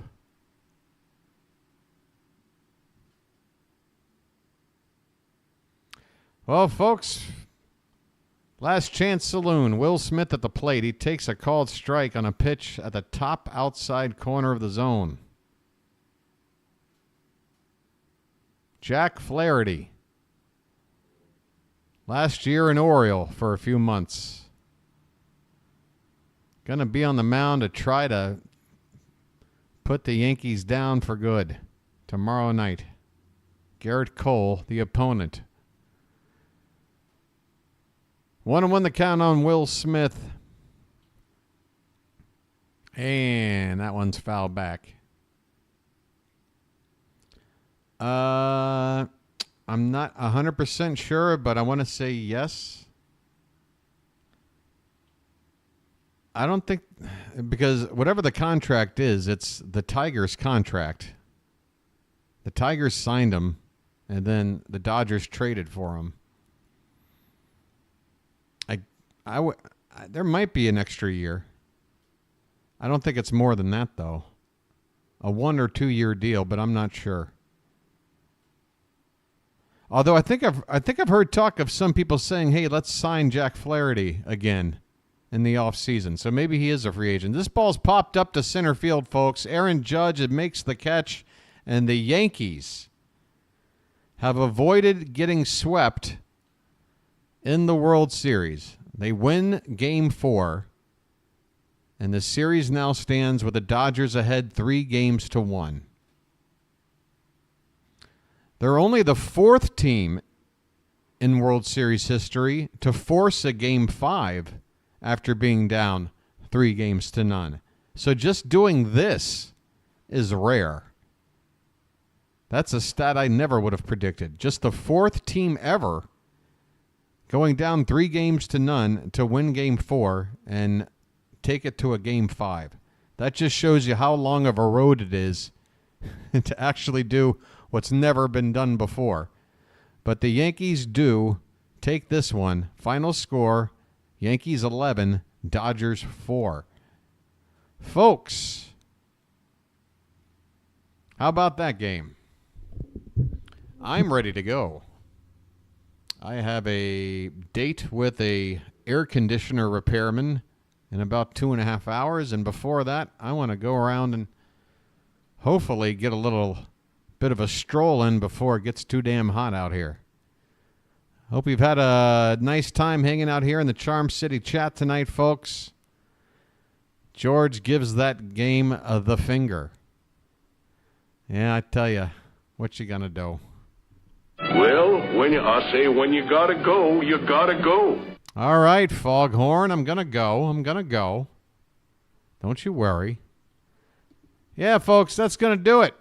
We're gonna be back tomorrow night, same bat time, same bat channel. Come on back and watch Jack Flaherty and Garrett Cole Pot 2. All right. One little check here. I doubt there'll be anybody on right now. But if there is, I'll send you over there. And give somebody else, hey, play-by-play with JJ is on. Hell, why not? He's probably wrapping up a minute later than me. But it's always the gesture that counts, right? Go over there and give him a like and say hello for me, why don't you? I'm getting out of here. Folks, this has been the Bird Watcher. Come on back tomorrow for Game 6. No, wait, 5. Sorry. Come on back tomorrow for Game 5. The final game in the Bronx, by the way. Should be a doozy. All right? Until then, this has been the Bird Watcher, and I'll chirp at you later. Good night, everybody.